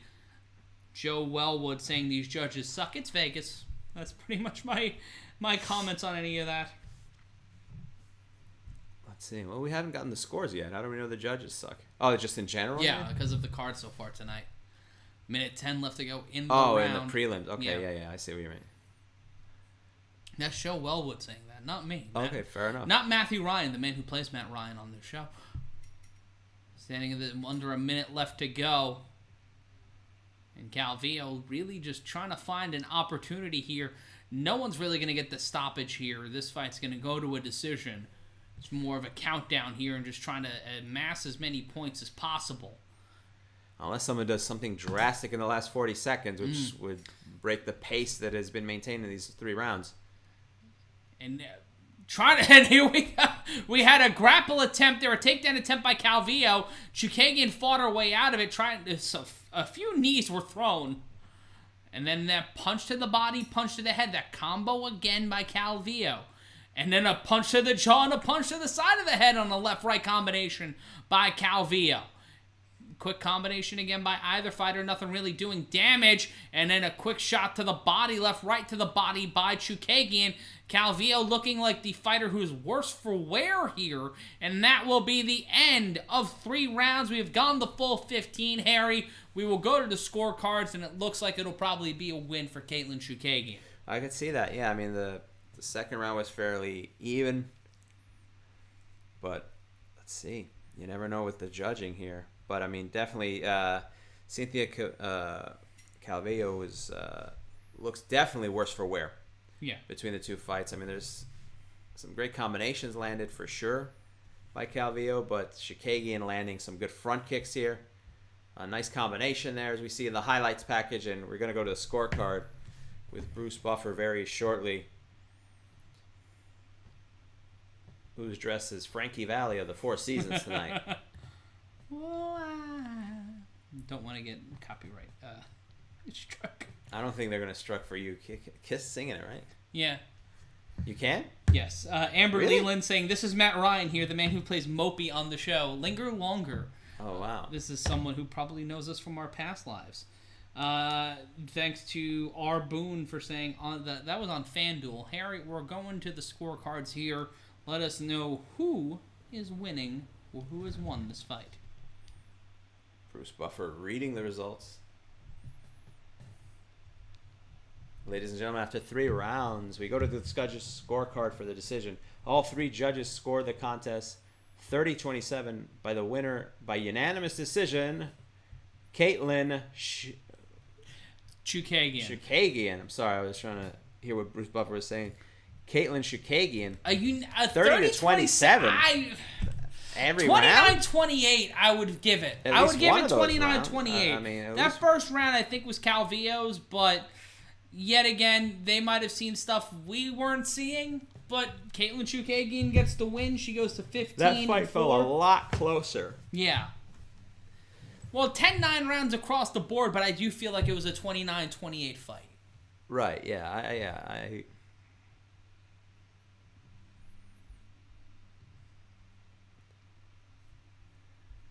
Let's see. Bruce Buffer is everywhere.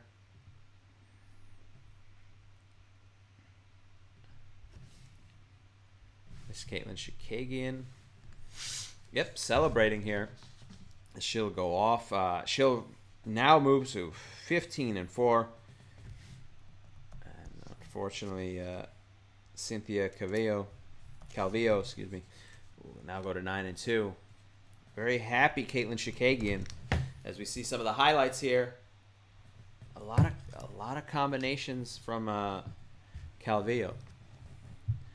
Let's see here.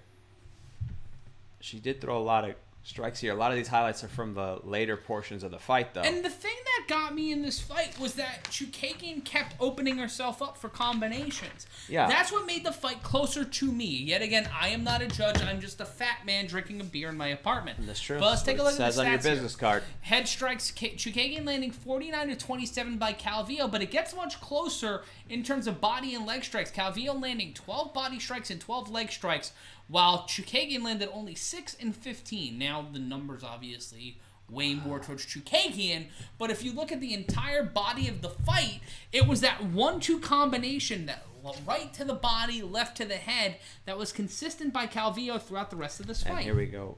Rogan asking Katlyn Chookagian. Katlyn, congratulations on an excellent performer. How good does it feel to get this victory just 6 weeks after your last fight? She says, it's amazing. To have an easy win like that is just amazing. Rogan says she looks sharp. Her timing was on point. Do you ever get confused when Mark Henry's yelling out all those crazy codes and names? You can hear him so clearly tonight. Her corner. She says, I follow him really well. Everything he says, I do. What is a Pinot? Oh, she's saying, I can't tell you that. You got to come and train. Joe Rogan's asking, what is a Pinot? When we spar, we don't know him. Okay. Rogan said, you had such a great time tonight with your distance and range. Were you surprised that Cynthia wasn't able to make any adjustments to close the distance effectively on you? He says, absolutely not. It's just back to the basics. My style matches really great. Footwork, boxing, and movement, and takedown defense. Thanks to my husband. And everything worked out great. It's a perfect fight. It's a lot easier to do this during sparring sessions, I guess, listening to the instruction. Rogan saying, you're still at the top of heap of this division. This moves you one closer to another shot at the title. Give us your thoughts on that. How this could be different. Things could be different the next time. She says, it'll be different due to more experience. The more I fight, the more I learn, the more I grow in between each fight in the camps. If they want to give me someone else, I'd gladly take it. Whoever wants to fight as soon as possible. Taking December off, but I'll fight anyone. Keep putting me down as a 2-1 underdog. I'll keep fighting and I'll keep winning. And Rogan says, congratulations on an outstanding performance. And then she says, I want my husband to have a grandma pie ready. It's a grandma pizza pie from Long Island, says Shikagian. Ooh, that sounds delicious. Well, I'm a fan. Terrence Hypno Nipple, which is probably my favorite name on YouTube. Two gorgeous albino Emmanuel Yarbo fetuses. I don't know what the fuck that means, but that's a beautiful collection of words. Your dad, saying, I can't tell if Matt and Harry are fat or buff. LOL, entertaining guys. I'll subscribe. At least he's subscribing. It was one of each, but I'll take you. You can guess which one. Let's see here as we see Tim Means. Thank you for the compliment, Kevin Silvello. Play Voltage. Have you guys never seen a Chukagian fight before? We've seen plenty of Chukagian fights. Yeah, I watched it. But still, like, it's more of the... It just seemed like the timing was off, but apparently everyone else saw a different fight than what we saw. I don't know. Rogan said the timing was sharp, everything was good, but it didn't seem that clear to me. At least the first round. The first round didn't seem clear to me. As it got deeper into the second round and into the third, it did feel like that was going to be kind of a set structure for the fight. Because Chukagian she started to establish distance and land more shots, but in that first round, it felt like Calvillo could take the fight. That's what it felt like to me, but not to the judges, apparently. They, 30-27, the whole fight. Well, I mean, it doesn't matter. That's what the judges felt like. It was unanimous all the way through. I didn't think it was that dominating, but we move on as we see some highlights.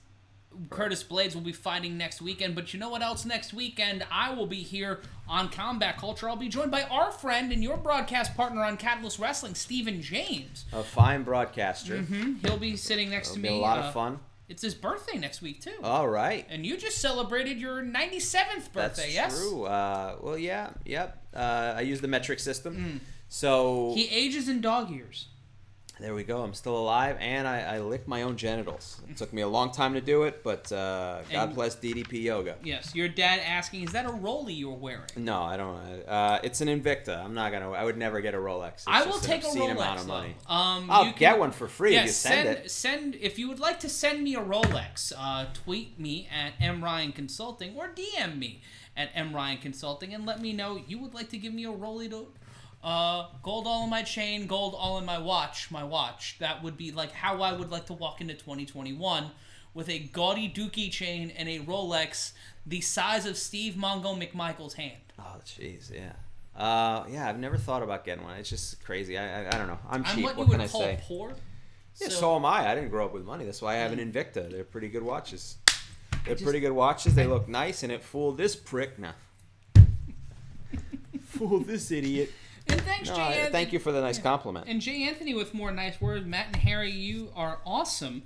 Keep up the good work, fellas. If I can't watch the fights, I want to hear you guys calling them. Thank you. Well, if you want to buy the fights too, click the link in the description, and then you can watch along with us, and then just mute us and listen to the commentary. We're not the worst. But yeah, this coming Saturday, next Saturday will be Mike Tyson versus Roy Jones Jr. Funeral. A live pay-per-view funeral. So you think that Roy Jones is going down? I don't know what to think. I really don't know what to think. Because we were both raised on Mike Tyson fights. Mike Tyson fights are fucking psychotic messes. Like, this is going to be bad. Either way, this is going to be an interesting human psychology test. I mean, it's going to be entertaining. That and also the undercard. Let's not forget the tremendous undercard. A virtual boxing clinic between former NBA slam dunk contest winner Nate Robinson and social media pariah Logan Paul. That's effective. We'll see. That is the undercard. So R. Boone on Twitter saying, "I must be poor. I thought Invictus were nice. They are. That is a nice watch. They are nice watches. I'm not saying they're not nice watches, but they're not in the as far as the cost. Yes. They're not in the comparison vein of a Rolex. Like a Rolex does not a Rolex costs more than everything I've ever owned in my life. Total. I've never understood but I don't understand spending money on a lot of crazy stuff. But a Rolex would be nice, maybe one day. But it'd probably be a gift. I don't know. I can't spend to combat culture. Your option, we'll give them the Joe Budden option. Okay. Re-sign us and give us Rolexes, or send us the YouTube plaque. There's only two options. There we go. We did get them to 101,000 subscribers in that last show. Whose address is listed on the thing? How does that work? I don't know. What if somebody just forgot to change the address and it's in like... Well, it might be sent to the main offices, which are in Lower Manhattan, and take me 20 minutes to get there. So I'm just maybe standing in their lobby every day. So it could be there right now under a bunch of Amazon packages on the front doorstep of the headquarters? But next week's card, why is this fight not on tonight's card? What? Curtis Blades and Derek Lewis. I would have wanted to see that fight. I want to watch that fight. I want to call that fight. What the fuck? Dana? What the fuck, Sean Shelby? What? Mick Maynard's a piece of shit for that. God damn you. I'm sure there's a reason for it. I can't imagine that Dana would fuck us like this? Yeah, I don't know. I mean, this is a very light card as far as significant names go. And a shout out to J-Dog. Never seen this channel before, but wanted to catch the fights as well. Thanks for some entertaining commentary and keeping the spirit on. Well, thank you very much. You are a sweetie. Daniel Shaw says, I don't wear a watch. I don't believe in watches. I'm sorry. Goddamn right, Daniel. You're right. You are right. Watches in 2020 are fucking dumb. No offense to you for wearing your thing, right. But we both have iPhones. We can know what time it is. I don't need to be flaunting things that make my wrist way down. I need to be aerodynamic in these streets, Harold. Let's be honest. There's never, ever been a reason to wear a ring or a chain. What does a chain do? It's a piece of jewelry. Let's be honest. But I'll tell you this. When you start wearing the watch, you do start looking at your wrist for the time a little bit more. And it's a lot easier than pulling out your phone. Shout out to Marathon, who just dumped in $10 into the super chat. Sweet, $10. We would do a lot for $10. For 10 more of those, you can get a low-end Invicta during Christmas time. I'm not even sponsored by Invicta. They're fantastic watches. Yes. Help us out, Invicta. If you are an alcohol or beer distributor or someone who makes anything, we have a photo of Bill Hicks and Big Mac from the Clerks cartoon on our thing. Yeah. And a photo of chubby Puppy Sotilli, who was an amazing dog, a Bernie Sanders thing. A Funko Pop, yeah. Yes, a Funko Pop. And out of range is a framed photo of Bobby Bonilla. So we are for sale. This show is for sale. I feel like Al Franken on Weekend Update. You can send money. My Venmo. Yeah. Well, and in lieu of money, you can also follow all our social media accounts, all our other endeavors. No, not in lieu of. Along with money. Excuse me. You can follow me at Harry Terjanian. You can go to my YouTube page, see some of my stand-up. Follow me on all social media at Harry Terjanian. You can also listen to my podcast, Man School 202, Sex and Relationship Advice, comedy podcast. It's fantastic. Episodes up on YouTube right now. You can also watch Catalyst Wrestling, which is what most of my life and money have gone into for the past 4 years.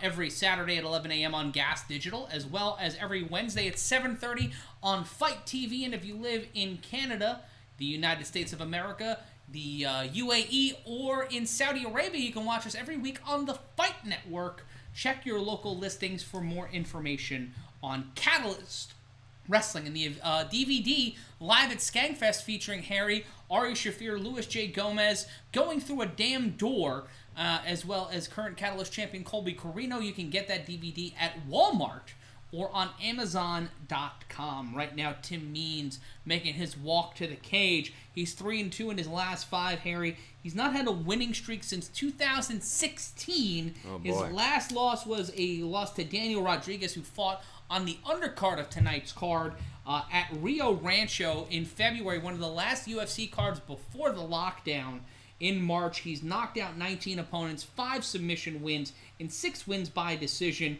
for a 30-12-1-1 record. Wow. Okay. This is, again, one of those sleeper fights. Anything could kind of happen here. Again, Mike Perry coming off that win against Mickey Gall in June, of course. One of my notes here is that he's a legit crazy person. That's is that that's only a Mike based on Perry reference. Is that... Mike Perry fought an old dude at a Chili's back in July. Okay, and that was sanctioned by who? Alcohol was that and anger. Bellator? Or Pride? Was that the last Yes, Pride fight? That was the last Pride fight. The Pride came back, sanctioned a fight in a Chili's parking lot. They felt God in that Chili's, Harry. Tim Means 24 of 30 wins by finishes. As we said before, 16 first-round finishes. So 16 of those 24 wins came in the first round. 9 most significant strikes in welterweight history. Let's dip into the chat really quick. And also doesn't like to spend money on haircuts. Okay. Yeah. Swankeeper 5, you guys are still hawking Bobby Bonilla every day. Can't stop, won't stop. I mean, he's the best genius in all of baseball. Swankeeper 5, that was BJ Penn. No, he fought an old dude he fought a person his own age in a Hawaii bar parking lot. Amber Leland saying put an Aztec sundial in your backyard. That's an option. That's one way to tell time, but yeah, it's just you can't carry it everywhere. I mean, you'd have to bring a chick back to your place to impress her with the sundial. Yeah, take a look at my sundial. And Mike Perry walking to the cage with his girlfriend and another corner person, trying to recapture the luck from last time. His girlfriend currently pregnant. Okay. Yeah. All right. Well, I guess Mike Perry's going to be a father, and he can't wait to get that first baby face tattoo. Yeah. Several tattoos all over the place. He may or may not be currently embroiled in a domestic abuse scandal with his last wife, which happened last year. 11 wins by knockout by Perry, 7 first-round finishes. 4th active takedown, highest takedown defense among welterweights in the UFC at 76.9%. He only allows 23.1% of his takedown attempts. That's a ridiculous number. Your dad saying in the chat, could you imagine having Mike Perry for a father? Nope. Well, you know what? I can. You'd have to imagine because you didn't have one. Yeah, that's true. Mm-hmm. So it could be a Mike Perry. You could put him in that role. I feel like my dad wouldn't have wore face tattoos. Daniel Swall Mike Perry asking singing in the to chat. Tim Means. That sounds about right. Would Mike Perry be as popular if his name was Perry Mike or Perry Michaels? It's a fair question to ask. I think his craziness is really what makes him so popular. That's true. As we go to the tail of the tape here. Mike Perry, 29. Tim Means, 36. Means with the big height advantage, standing at 6'2", a 75-inch reach to the 5'10", 71-inch reach of Mike Perry. Mike Perry, as we said, came in 5 pounds overweight at 170.5 pounds. Tim Means walking at 171 pounds. Perry will have to give up at least, I believe, 20% of his purse to Tim Means. So if he gets his fucking shit rocked, he did it for a lesser payday than he would have if he would have came in on weight. There we go. Jay Anthony, wow, this one. Mike War Machine 2.0 Perry. Oh, wow, boy. That's stiff. May not be wrong, but it's stiff. Tim Fairly Means, accurate, yeah. according to DraftKings, is a minus 105 underdog. Mike Perry, the plus 115 favorite. And let's see here, the introductions by Bruce Buffer. I'm just going to list different Frankie Valli Four Seasons songs while Michael Buffer does the introduction, because that's what he looks like Bruce tonight. Buffer. Bruce Buffer, excuse Michael me. Buffer will be at the Tyson fight next week. Oh, you will get Michael Buffer? Yeah. I love seeing Michael. It's a rare treat. Bruce Buffer. Listen to Dawn. Dawn, go away. I'm no good for you. And also, Big Girls Don't Cry. Bruce, Big Girls Don't Cry. Buffer. Mark Goddard looking a little more buff than usual. Am I wrong here? No, yeah. He looks like, he kind of looks like a buffer Michael Bisping. Like a tall Mike Bisping. There you go. Mark Goddard always looks like he should be wearing glasses. You ever see one of those people who take a photo and you can tell by the photo that they took off their glasses in a weird way? And here we go, round number 1. Perry trying to apply pressure with his eyebrow tattoo against Means, and a quick 1-2 combination by Perry, who's in green. Tim Means in blue for those who want to know how they're color coordinating tonight at the UFC Apex. Low kick attempt by Perry, low kick by Means, quick assault by Means, landing a 1-2 combination. Perry whiffing on a leading left hook. Let's see here. You can see the huge reach advantage for Means. Yeah, the height and reach advantage, and Perry kind of hunching down, trying to shoot a takedown attempt. Means trying to find a way to fight out of it. His back pressed up against the cage. Perry trying to switch trying to maintain position. Means trying to fight out of it, but Perry with the takedown. Now trying to go into top position with Perry on, Means on his back, but Means locking the legs around the waist of Mike Perry. Perry trying to lift him up, and he does. Stand up. Drops him. Yeah, tried to go for the drop, but Means not letting go, trying to keep those legs grapevined around Perry. Perry trying to go to side control. Means now on his side, trying to find a way to get back up. The taller and more experienced fighter in a bit of trouble here in round number 1. And he gives up the back, which is bad territory for any fighter. Means in trouble here with 3:35 left to go in round number 1.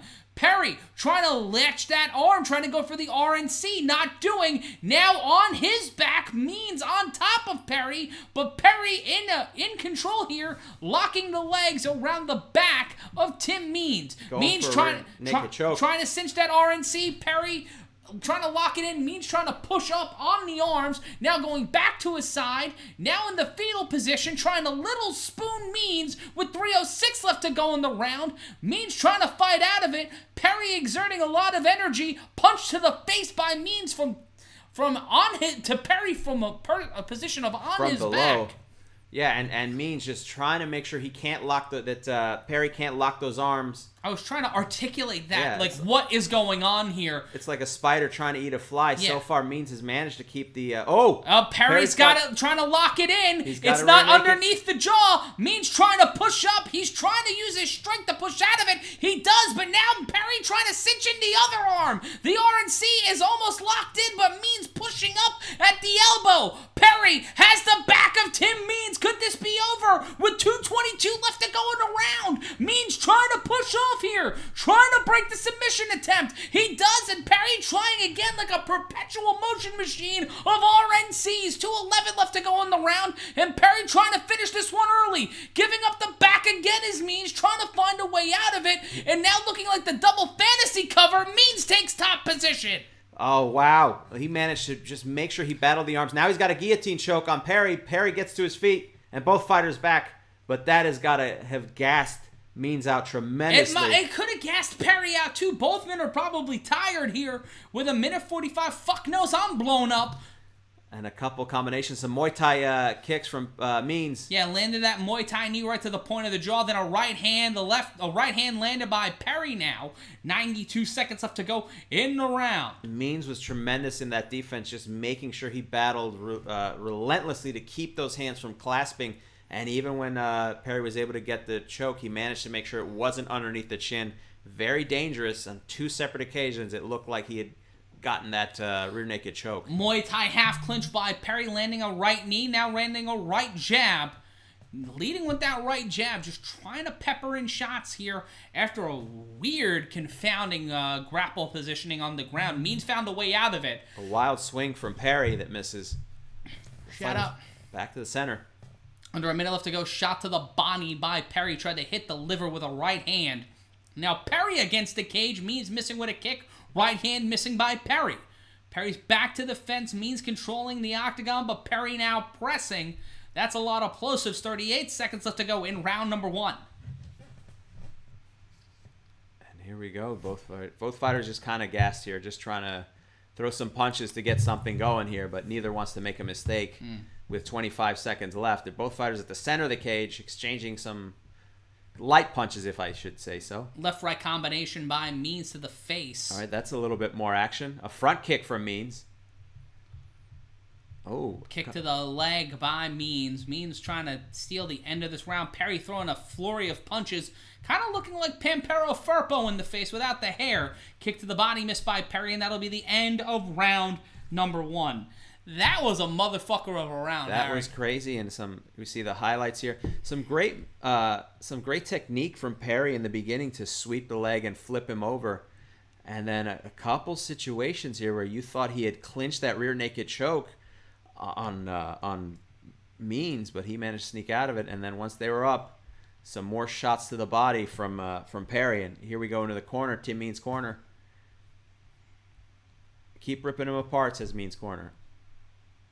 Just knees and elbows. Remember we talked about this controlled pressure? Remember the controlled pressure. And then Perry's corner says, get off that fence and let's get him down again. Push him through, get him down again, and just breathe. I think that was the same lyrics to an Aaliyah song. That's true. But you can see Mike Perry a little bit gassed. A tremendous attempt. It was so close. Shout out to Jim Owens watching us on Facebook. Shout out to Amber Leland.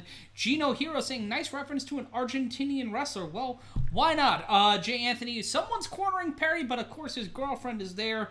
Thanks to your dad saying you guys are great giving us visual commentary. You guys deserve a lot of money for what you do. Yes, we do. Daddy's got to buy a Rolex. There we go. A lot of jabs from Tim Means to start this round. And Perry just trying to find an opening here. And he's continuing to land those jabs from both hands. Yeah, he's landing that right jab. He's just and you can see there's swelling on Perry's nose right underneath the eyes there and into the nose. And do remember that Perry walked into this fight 5 pounds overweight. Needed a body by Means after the takedown attempt by Perry was stuffed. Means finding some comfort and some range here. Head kick missed by Perry. Means now using his range might have figured out Mike Perry a little bit. As we get deeper into round number 2, trying to go for the Muay Thai clinch was Means not able to pull one off. And missing a spinning heel kick from Perry. But Perry's busted up a little bit here. Still very focused. That nose in that right eye is a little red, and you can see a little bit of raspberry jam there. And Means just snapping those jabs. Yeah, a couple in a row here. And then a body kick. Yeah, he's just finding the range. I think Perry's gassed after exerting all that energy trying to finish the fight early. Oh, we can see it made a difference because Means seems okay as far as the energy goes. Perry throwing a kick that lands but doesn't have much damage on Means. Oh, a roundhouse miss from Perry. But he slipped that right hand by Perry, though. Means is in a bit of a rhythm here. He has probably figured out Mike Perry a little bit. I will probably be wrong, but... Oh, another jab from Means. To snap that right jab. And a front kick from Means as well. Left hook, left jab by Perry. A couple Perry. of Perry's punches are not either. He's trying to feign them halfway, but they're not landing. Yeah. And he's bleeding from his forehead too. There's a little bit of a trickle right here from the hairline. He might have gigged himself and missed a shot to the body. Did Perry with 2:53 left to go? Head strikes. Perry landing 11 Means 35 so far in this fight. That is a big differential. Say over a 3-1 differential between the two. Means checking a kick there. Left jab landed by Perry. Stuffs it did Means and then landed a quick left hand. He's keeping that hand away. He's playing keep away with the hand. Means is utilizing his reach advantage. Kick to the body by Means and then a quick jab. Big right hand by Perry. And now Perry trying to pile on. Trying to go for the takedown. Means trying to stuff it. Double underhooks by Means. Switches position and now is in control of Perry. And now Perry trying to shoot the takedown from a belly to belly position, but they will break and they will go to the center of the octagon with 2:05 left to go in the round. Perry brings a lot of strength to those takedowns. Almost flips Means right over. But he just ate a left hook and a right jab and then an elbow to the face. Yeah, a lot more strikes from Means in this round. He's piling up the punches. He's piling up the elbows and kicks. He's landing these strikes. And they're pretty significant, too. And there's a little bit of power behind those jabs. There's a lot of snap to them. There's a lot of quick. His jab almost comes back as quickly as it goes out. Ooh! Head kick landed by Means. Tried to follow that up with a right jab. Did not land. Perry keeping up that right hand, knowing he's bleeding from that area. Low kick by Perry to Means. 125 left to go in the round. Knee attempt by Means, met by a left hook by Perry.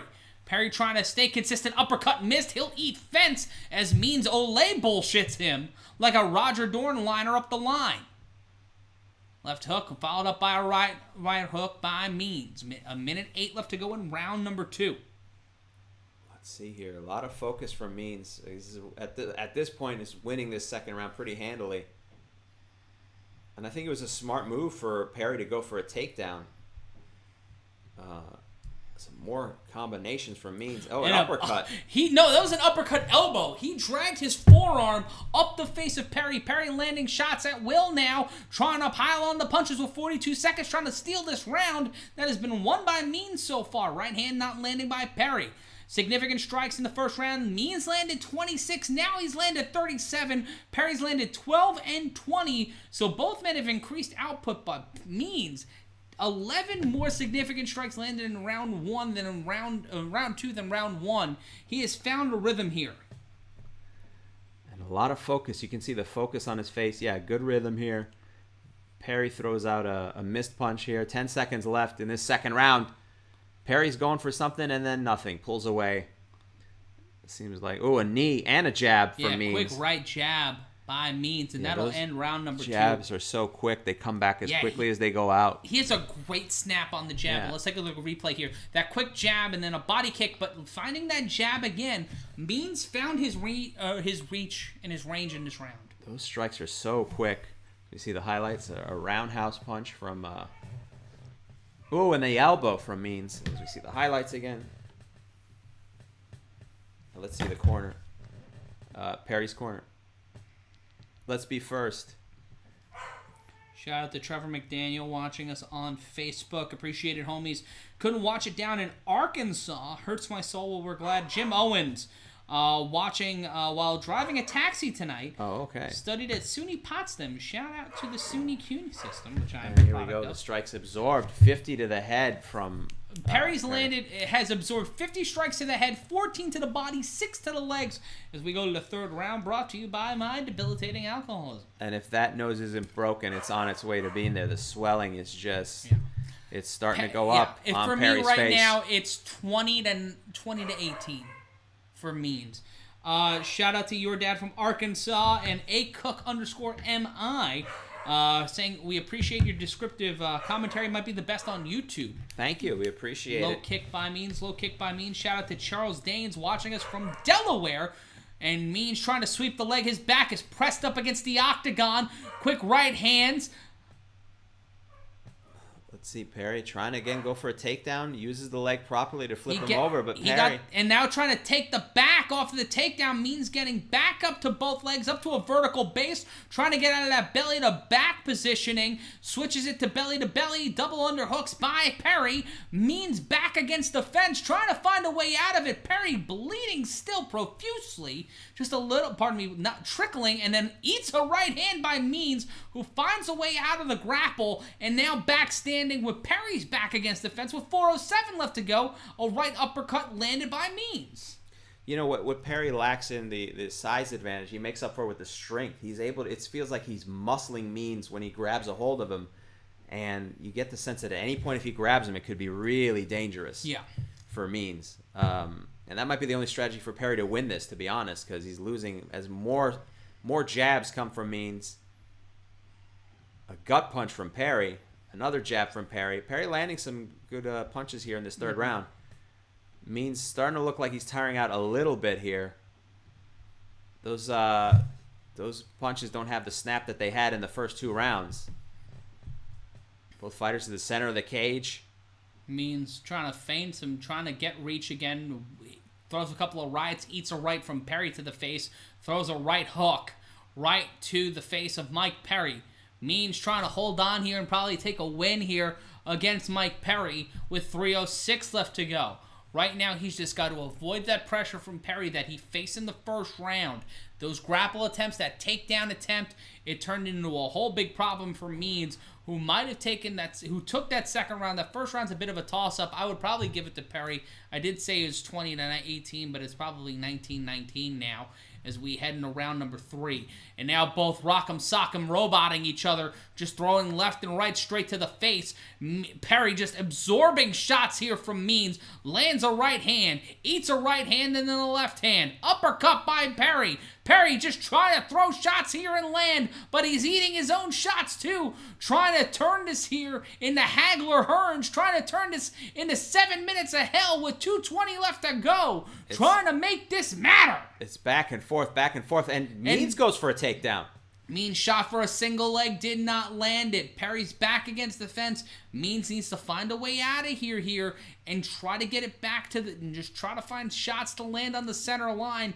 Perry landing shots to the midsection of Means with 2 minutes left to go now in the round. Means kneeing the knee, or the inside of the knee, pardon me, of Perry, who's still pressed up against the fence. Now both men will let go. Perry's back still to the fence. Now Means using his size to control. Significant strikes. Means has landed 101 of 167 for 60% efficiency.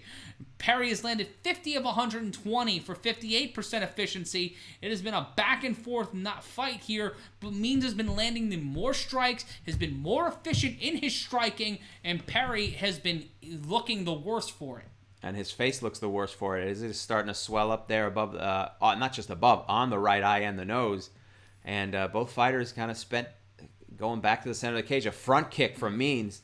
Perry's starting to look like Rocky Marciano. There we go. And Means still looking all right, but Perry looking, as we said, the worse for wear. Ooh, a nice... He ate a right hook right to the temple, did Perry.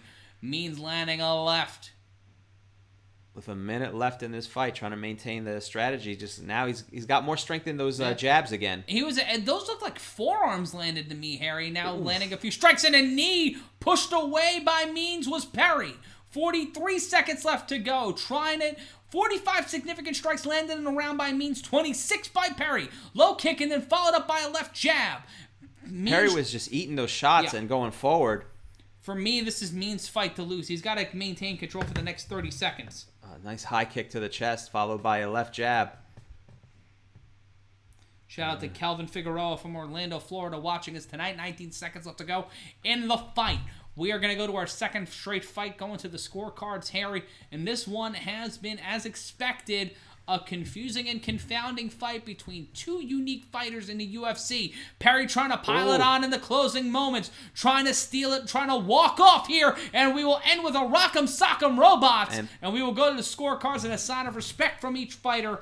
Pretty solid fight here, Harry. I think so. It was very interesting. I think if you're going to the scorecards, Tim Means should easily win this.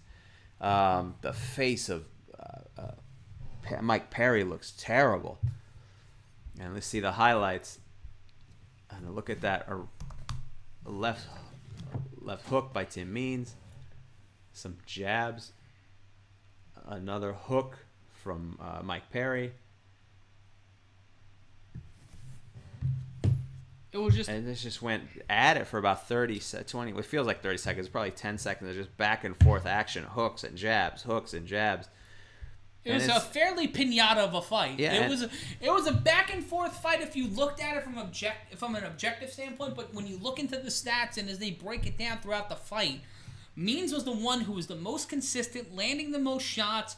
Perry was trying to land punches and bunches, but he wasn't really able to have the same dominant fight that he did in the first round, and he didn't have the same level of performance that he did in his last fight against Mickey Gall back in June.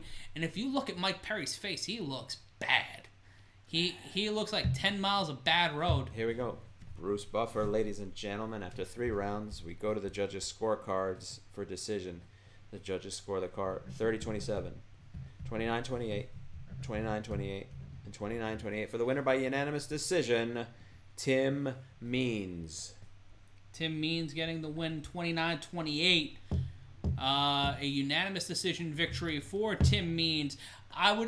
That's a fair assessment for me. That first round went to Perry, but rounds 2 and 3 definitely went over to Tim Means. Mike Perry drops to 14 Well, even at at the 7. first round, I mean, he got him in the takedown and he put Tim Means in a bad position, but Means was still able to land a lot of strikes in that first round. But as they show the highlights, I mean, just Means would just eat shots and keep moving forward. He is a strong guy. I mean, just physically strong. You could see it in his ability to grapple and snatch Means when he did get a hold of him.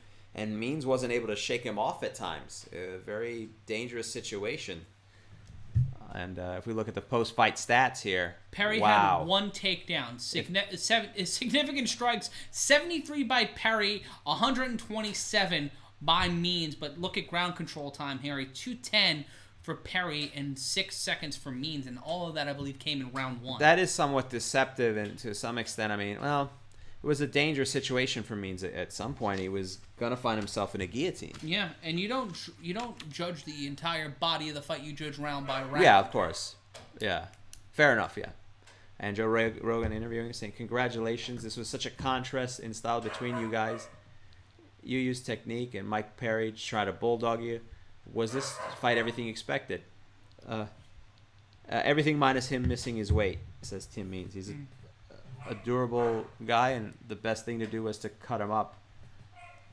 Refers to him as a tough-ass dude. Joe Rogan says the first round he took your back and was attempting several times to do significant chokes. Did that surprise you? He said, no. I knew once he had my back, I had to be in a crazy hurry to get out of there. Or maybe he wasn't in a crazy. I heard him breathing hard, and I thought I can get up to my feet. Rogan saying, how frustrating is that he misses weight? Should something be done about this? Tim Means says, I'm not frustrated at all. He gave me almost 30 grand of his cash. He's posting all these things and sending these pictures on Instagram where he's eating cheeseburgers. I knew he wasn't serious. All it did was serve to motivate me. Some people disrespect you in words or interviews when they're sending you things on social media, trying to get your he got my attention. I want to get my hand raised. And Rogan says, you got your hand raised. Tonight you're a crafty veteran. You've been in this game. Your first UFC fight was in 2012. What keeps you motivated? What do you look forward to in the future after this beautiful? Well, Tim Means saying, eventually I thought you'd invite me to your podcast. Rogan says, let's do it. Get that Spotify money, fam. I lost track of this conversation. He said something about getting custody of his daughters. What? They're everything, and they're the reasons I fight. The reason I pay my bills. This has become the plot of Over the Top. Yeah. I want to win this arm wrestling contest for the custody of my kid. Scott Norton just showed up for some reason. And then I'm going to make the movie Oscar for some reason. That fucking And then stop where my mom will shoot. The early 90s are going to be a really weird time for me. But don't worry, I'll make a comeback. Yeah, wait till the Rocky and Rambo sequels. There we go. So we lost track of that, but it's all right. Father of 4, including his stepsons there. Damn, good for him. Yeah, good for Tim Means, who now goes to 31-12-1-1. 1-1. Is that a typo? Or no, it's a one draw, one no contest. Yeah, correct. Sorry, I'm not used to that. A great fight by Tim Means. That was solid performance by Means. Great strategy, and if he would have, I think he learned in between rounds 1 and 2 how to avoid Mike Perry. Right. Like if he didn't make those adjustments in between round 1 and 2, it would be a completely different stepped on the gas, But he did say that he could hear him breathing heavy, so he knew that he was in trouble there. So that might be, fully part of the weight gain is a lack of cardio and a lack of preparation. Yeah. It certainly showed. Maybe he's just going to rely on his strength. I mean, Mike Perry looked very strong physically. Shout out to Drewies saying, "Damn, you guys are good." Thank you. PD North saying you guys do a good job. Respect. Thank you guys. We appreciate you joining us. Thank you. And if you want to see more of our stuff outside of this, we got a lot of different ventures. Yeah. Each of us has multiple jobs. We run a massage parlor in Teaneck, New Jersey. There we go. And once these regulations stop regulating us, we'll get back to doing what we do best, which is giving happy endings to people. But you could also check out my podcast, Man School 202. Available on YouTube and iTunes. Also some of my stand-up at Harry Terjanian and everything. And I am also the voice of Catalyst Wrestling. Yes, you are. And where can you see that, Matt? Where you can see that every single Saturday morning at 11 a.m. on the Gas Digital Network. Free for everyone, but subscribers get it in HD. You can also watch it every Wednesday at 7:30 p.m. Eastern Standard Time before AEW and NXT on Fight, the Fight app, FITE. And you can watch it every single week on the Fight Network in Canada, the United States, and in MENA, so in the Middle Eastern areas if you live in the UAE, Dubai, or in Saudi Arabia. Check your local listings for that one. You can also buy the DVD of Skankfest 2019 on Amazon and Walmart.com. There we go. And they're running down this card. This December 19th card on ESPN Plus looks pretty good, too. Yeah, it's going to be Leon Edwards versus Kazmat Shimiev. Stephen Thompson will be in action in that fight. And an appearance by Greg Hardy. Oh, great fun. He was just in a fight a few weeks ago. Super Kami Guru saying... He's always in a fight. It's just if he has an opponent or That's not. True. That's the difference. Sorry, go ahead. Saying in the chat, every time Perry loses, I feel like I'm never going to see him in the UFC again for like 4 years. He did go into his hole. He's probably going to have his child and then come on out again then punch somebody at another chain restaurant. Odds-on favorite right now is Outback or Panera Bread. Why are they missing there is someone Manel Kape? Manel Kape, he seemingly is a man of no nation and no face. He may in fact be Dr. X. He may be from. Oh my God! He may be the first mystery UFC situation where he unmasked. He might be the first UFC fighter from parts unknown. And then Anderson Silva goes, "It was me all along." Oh, that was It was me all along, Dana. It was me all along. You happy with that? That's all right. That's all right. Harry, you talk to the chat. I'll be right back. Oh, well, thank you. First of all, thank you everybody from Bloody Elbow. Are they doing a commercial for Joe Rogan here? This is interesting. Make that Spotify money, son. Make that Spotify money, indeed. I'm a fan of the Joe Rogan Experience myself. New episodes only on Spotify. I'm still trying to figure out how that works. He's going off iTunes entirely. But thank you for joining us here on Combat Culture, Bloody Elbow, MMA Mania, everywhere your MMA/comedy broadcasts are sold. We appreciate each and every one of you who's been there. I'm going to go into the chat. Are you in the film Hot Fuzz? No, I know who you're referring to. I forget what his name is. I haven't gotten that big yet, although he's lost some weight. I love Hot Fuzz. I love the Cornella trilogy. Shout out to Stephanie Satilli for showing me that, and the TV show Spaced. Thankful to listen to you guys. Couldn't justify the pay-per-view costs, but this is a great alternative. That's understandable. So you can only afford so many. What are we seeing here? Commercial. Let's see, who are they talking about? All right, well, commercial for ESPN 30 for 30. Beer run in between. Now's the time. Not you, the other one, says Jake Higgins. I don't know what that means. It's the Cornetto trilogy. You look like... I did say it was a Cornetto. I just forget what... Is it Nick Frost? Yes. Is the guy? Well, he said not me. I thought he was saying I look like Nick Frost. He's saying not you, the other one. one. You look like Nick Frost. So that makes me feel better. Mm-hmm. Because usually when I get the celebrities, it's not a fucking good one. I used to get Josh Gad a lot when my hair was shorter and when I was fatter. I'm hoping to get Jack Black for a little bit here. What is this they're doing? It seems like a UFC documentary about the evolution of mixed martial arts, or primarily the UFC. Isn't that every documentary? Yeah, pretty much. Or it's Pravda. That's Michael Clark Duncan, George Clooney. Oh, Mark Ratner. Is this about Mark Ratner? Did he pass away or something? Did he? I don't know. Why are they doing a highlight package? This is like when you hear like when you hear like a Bangle song or whatever, or you're like, did they die? Did one of them die? Why are they playing this on whatever? You drinking Platinums? No. Why would I drink Bud Light Platinum? Do I look like Gallows or Anderson? No, I'm drinking Voodoo Ranger IPA.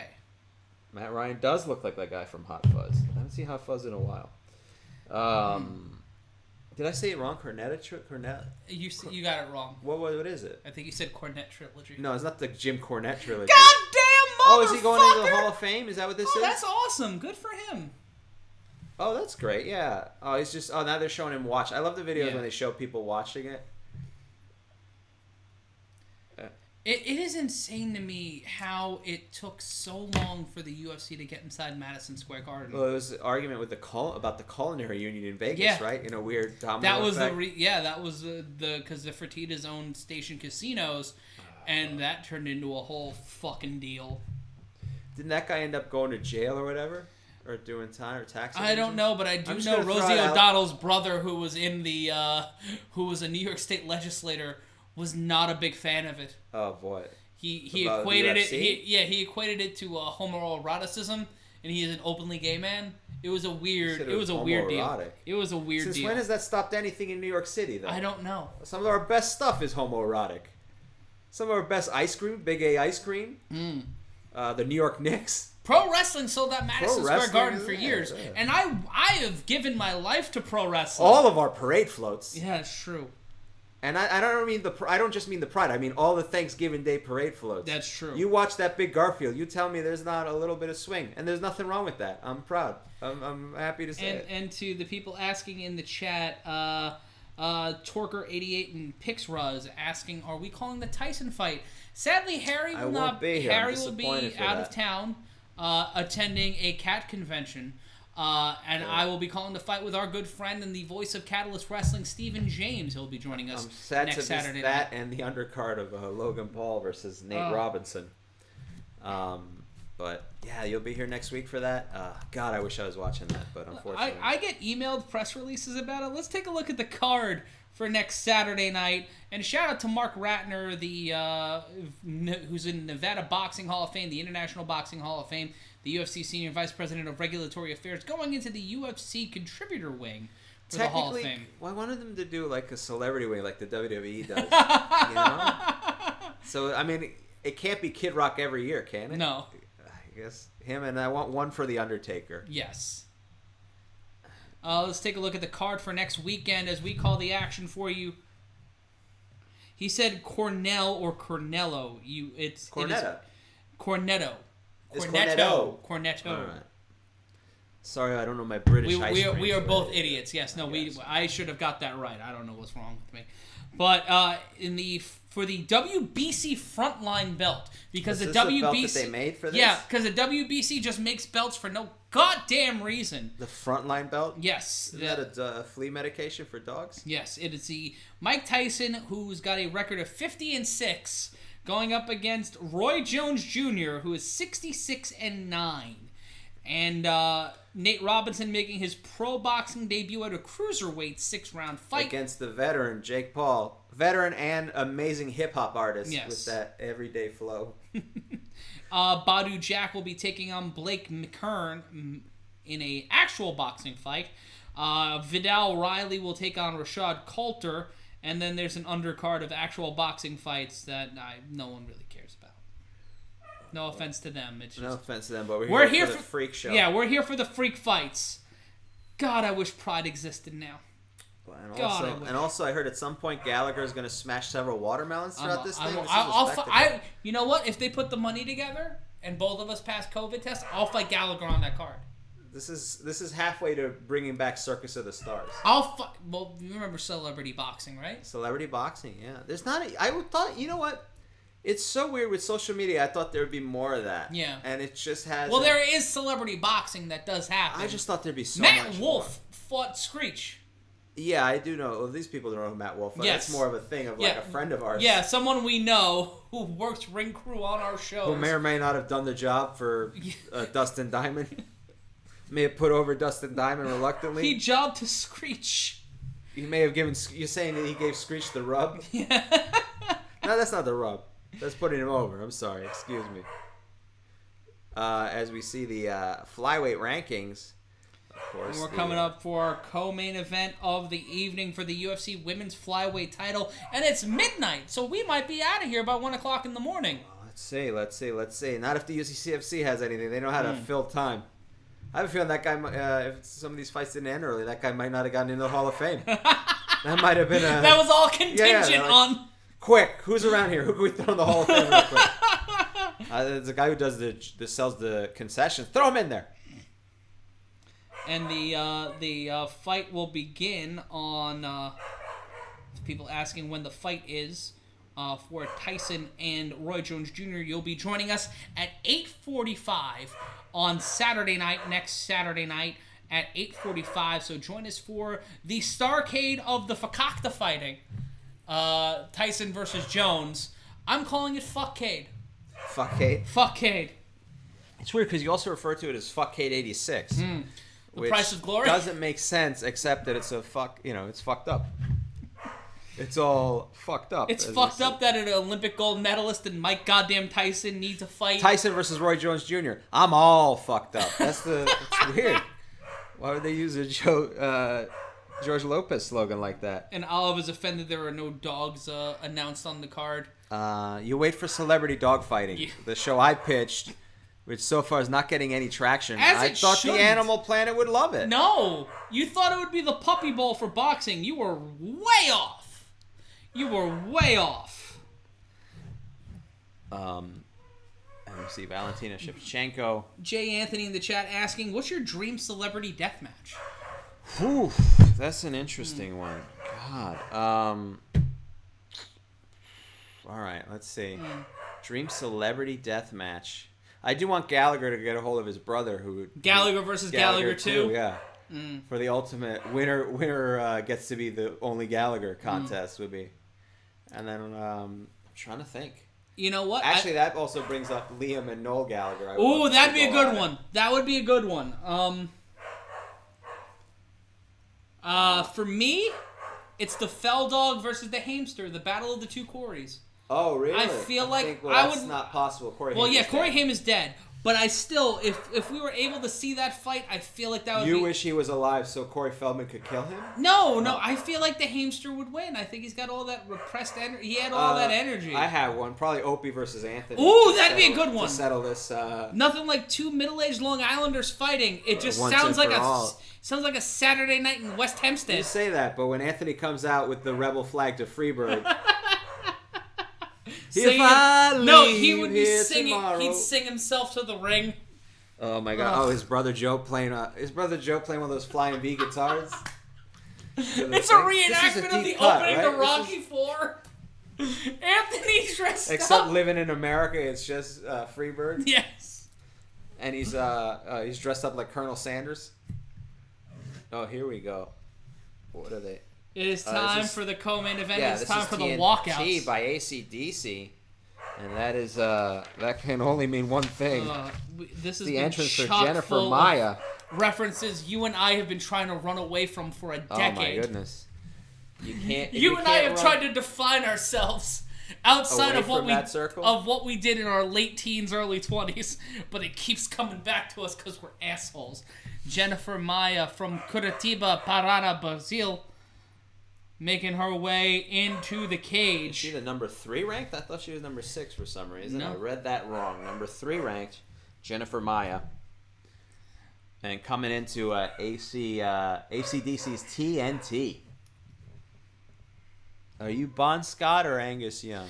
I'm a Bon Scott guy. I'm not Brian Johnson. I like Brian Johnson, but, Angus Young, just those early songs. Okay, so if we're doing this, Hagar, this is another celebrity fight. I would like to see Hagar versus Roth, although I think they've settled the matter.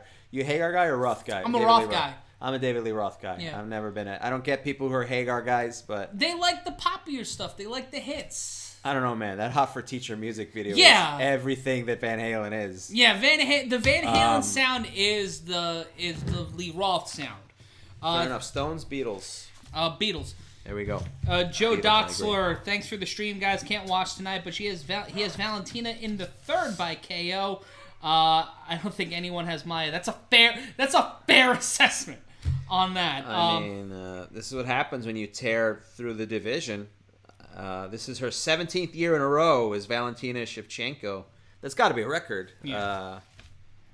She's been the UFC women's flyweight champion since the Reagan administration. It's been a long run for her. She is... But Maya's a former Invicta flyweight champion. 6th highest striking rate in UFC flyweight history. 4.08 significant strikes per minute. And has a few notable victories underneath her belt. But it's not the same as going up against... What of it? Yeah. I mean, I don't know. It's not the same, but again... But she's also unpredictable. She's 3-2 in her last 5, and when it comes to common opponents against Valentina Shevchenko, she's lost to Chukagian and Liz Carmouche. 5 years. Losses? Jennifer Maya. 5 years between stoppage wins. Her last stoppage win before her most recent win over Joanne Calderwood was in 2015 against a fighter named Marta Souza by TKO. She's missed weight in 2 of her last 3 fights. She made weight for tonight, obviously. She's knocked out 4, submitted 5, 9 wins by decision. Knocked out and submitted once, 4 losses by decision. There we go. It'll be an interesting fight for the women's flyweight title. I'm trying to hear what entrance music. I don't know this. This sounds like the beginning of the musical Stomp, but I'm sure that can't be it. Whoa, Stomp. Is it Stomp by George Clinton and the Parliament Funkadelic? That would be great. Or we want the funk. That would make me very happy if Valentina Shevchenko came out to George Clinton. She came out to Maggot Brain. It would create a lot of questions, no doubt about that. Prince or Michael Jackson? Who do you go with? Ooh, that's hard. That's difficult. I'll say this. I musically prefer Prince, but I will give Michael Jackson the win. Prince made more songs that I like listening to, but I cannot deny Michael Jackson as a commercial artist. I think I might have to go with Prince on the sneak. I think I did this one time with somebody else. We played him back to back. A lot of variety with Prince. A lot more variety. And it's hard to look past that other stuff, too. Anyhow, you know what I'm talking about. Shout out to our homeboy R. Kelly. No. Shut up. I'll fucking... As we wait here, Shevchenko checks in. And there may be a bum fight taking place outside the window of the studios. Shevchenko with those braids tight. Yeah, those cornrows are... She has them... She has the same kind of cornrows Allen Iverson did before the 2001 NBA Finals. A little too tight, if you may ask me. I think I never like them when they're so tight that it starts making you look like your hair is thinning. What is the purpose of that? But maybe that's an issue with blonde hair. Yeah, it could be. That might be it. Well, let's take a look at Shevchenko's bona fide. She's 19-3. She has not lost a fight in 3 years. Her last loss came to Amanda Nunes. Is on a 5-fight winning streak with wins against Caitlin Chukagian, Liz Carmouche, Jessica Ai, Ioana Jędrzejczyk, and Priscilla Cachoeira. This is the 4th defense of her flyweight title. 6 wins by decision or KO. 7 wins by submission. Has lost twice by submission, once by KO. She is a minus 2,000 favorite walking into tonight. Not a lot of confidence in Jennifer Maya. But these are those fights that you never know what the hell can happen. Yeah. She was a minus 1650 favorite over Jessica Ai. That is insane. Minus 14 favorite against Liz Carmouche and a minus 1,200 favorite against Caitlin Chukagian. So it's basically, how much of an easy victory is this for Valentina Shevchenko? That's essentially the argument the gambling lines are making. Let's take a look at the tail of the tape. Both of these fighters are 32. Shevchenko with the slight height advantage, coming in at 5'5" to the 5'4" of Jennifer Maya. Both walking onto the scale on Friday at 124.5 pounds. Shevchenko with 66.5-inch reach to Jennifer Maya's 64. So in terms of her height and reach advantage, it's minimal, but it could come into play really effectively here in the course of these 5 rounds. Let's see. Bruce Buffer doing his introduction. Can't Take My Eyes Off of You. Great Frankie Valli song. And the Four Seasons, too. Yes. Justin Cranford with a prediction. Maya in the first by submission. Risking it all here. Wow. Someone does not want to send their kids to college. Referee Herb Dean. And now, here we go.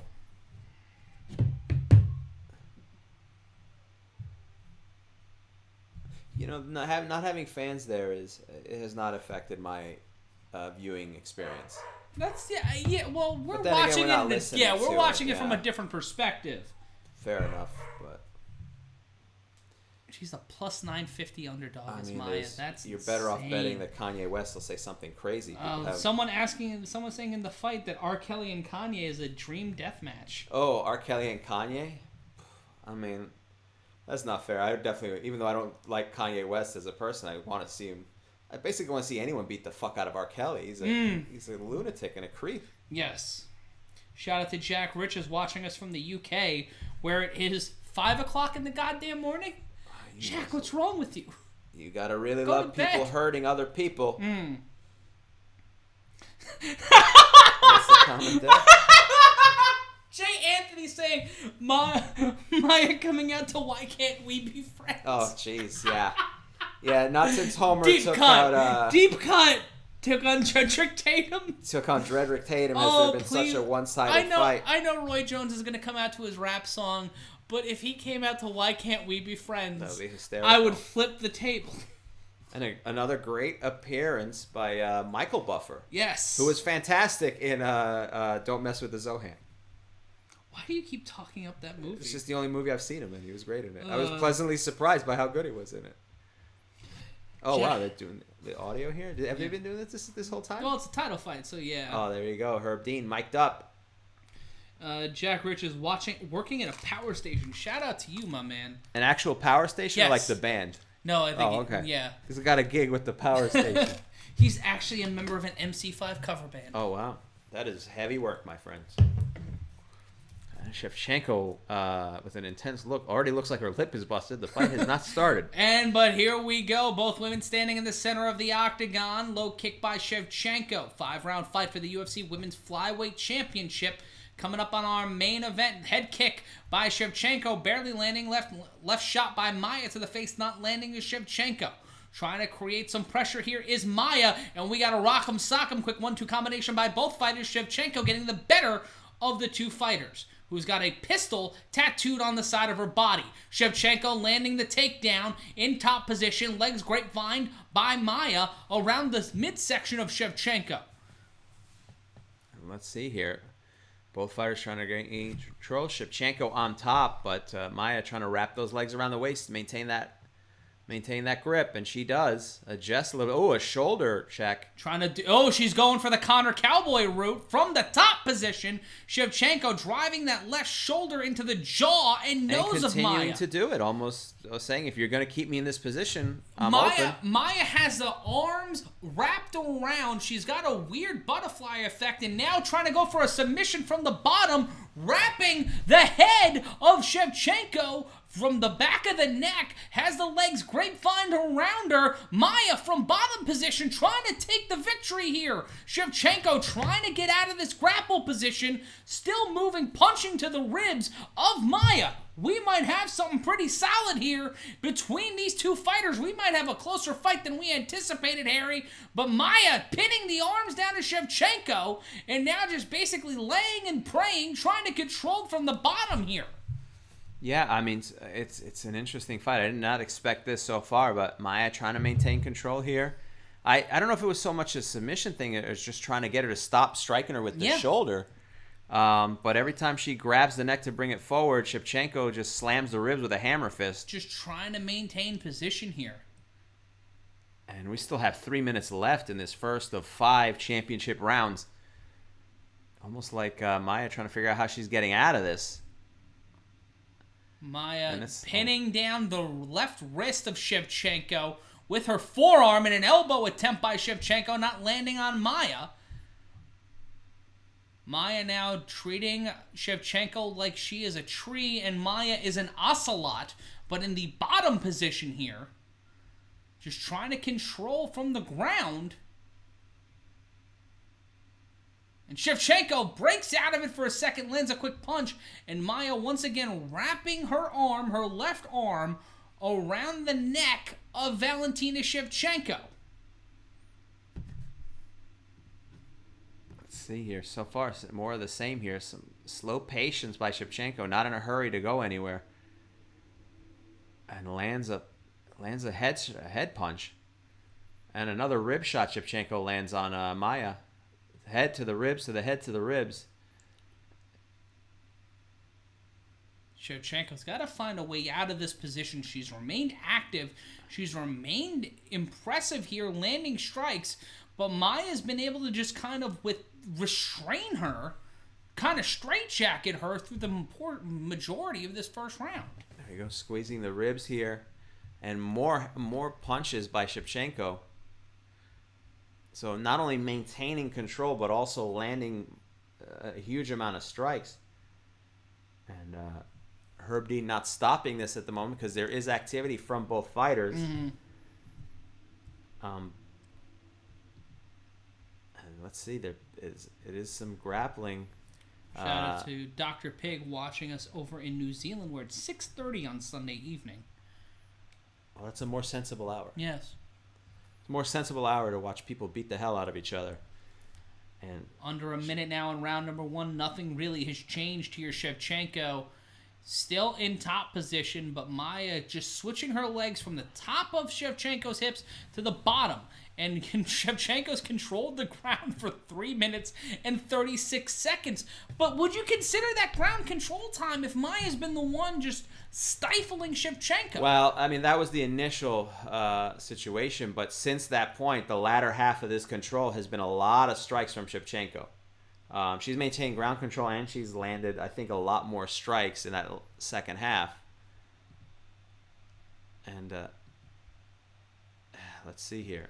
And yeah, you can see anytime that Maia tries to get out of this, then all of a sudden Shevchenko lands rights to the ribs and the head. 3 seconds left in this round, and finally, mercifully for Maia, she will be released from this hold due to the stoppage here, or the end of the round rather. And it'll be interesting to see what their corners tell them. If you're watching along at home, let us know what you thought of the first round. And hit us up on Twitter at Harry Terjanian, at Ryan Consulting. Shout out to Steph Sotilli, who has been rocking it in the chat tonight on Combat Culture. Hit her and get out, Jennifer Maia's corner is telling her. Don't worry about when she drops her hips on you. Just hit her and get out of there. And Shevchenko's corner, you need to see what she's doing. What is it? Are you okay? It's okay. Shevchenko looking very calm and composed. Maia is trying to catch her breath. That is the tail of that first round interaction with Shevchenko, her corner saying, "Be careful, be cautious." Not a lot of specifics in that latter half of the conversation from Shevchenko's corner, but I mean, there's not much to improve on there. I think she maintained most of that control and landed a lot of strikes. I'd love to see the numbers there.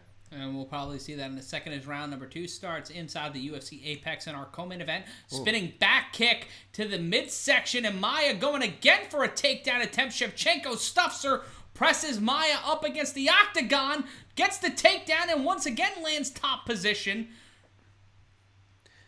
Maia scrambles back to a standing spot, but is still enraptured in a grapple by the champion Shevchenko. And Maia pins her against the cage, throws a couple knees into the rib here, but so far Shevchenko is throwing some fists to the head, trying to fight her way out of this position. Maia trying to trip her down, but no go. Both fighters still on their feet, with Maia pinning Shevchenko against the corner of the octagon. Another knee to the stomach. And a different position here. Maia maintaining control here, hopefully to make up some ground here in this second round. Maia pushing Shevchenko's back against the fence. Shevchenko's right arm around the back of the neck of Maia and trying to find a way to punch out of it, trying to basically hip toss Maia off of her. And we can see an uppercut there from Shevchenko trying to fight her way out, continuing. A knee from Maia. And kind of a little bit of trouble here from Shevchenko. It's a pseudo collar and elbow tie-up. Shevchenko forces her way out. But into a Muay Thai clinch, Shevchenko landing a knee. Almost like Maia setting up for a body slam here. But Shevchenko locking her hands around the back and tried to go for a weird knee to the head of Maia. Maia showing some really good skills so far. Even though you're giving round 1 to Shevchenko just for ground control time. But it's a closer 10-9 round than I think a lot of people would score it, in my opinion. Let's see here. Yeah. And Shevchenko pressed still against the cage. 2:55 left to go. Trying to find a way out of this. Clinch control time over 95 seconds for Maya so far. Shevchenko has had no clinch control time from the standing position. 2:41 left to go in round number 2. And a couple hits to the round. What would you call that? Hooks from the back by Shevchenko. And Maya trips Shevchenko down. And Shevchenko from the bottom. Maya now in control. Has taken the left leg. And now Shevchenko's tried to wrap her legs around the neck of Maya, trying to get back up to a vertical base. Maya still has that right leg trapped. It looked like she was going for a single leg crab or a knee bar because this is MMA and not pro wrestling. But Shevchenko's back and neck is pressed against the cage. It is not turning into a Kaya song for those who are interested in deep internet memes.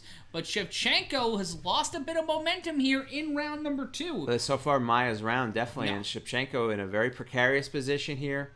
Trying to figure out what to do next. You want to be careful. But smart strategy by Shevchenko. She's on her side of the fence. She can hear her coaches. She's right by who she needs to hear in a precarious position. Her back against the fence. Now trying to go for side control is Maya. Shevchenko battling against it. Trying to keep that right leg grapevined by Shevchenko, trying to grapevine the right leg of Maya to make sure she doesn't peel away and go to side control. Remember, Maya has landed 5 submission wins in her career. She's knocked out 4 and gotten 9 wins by decision.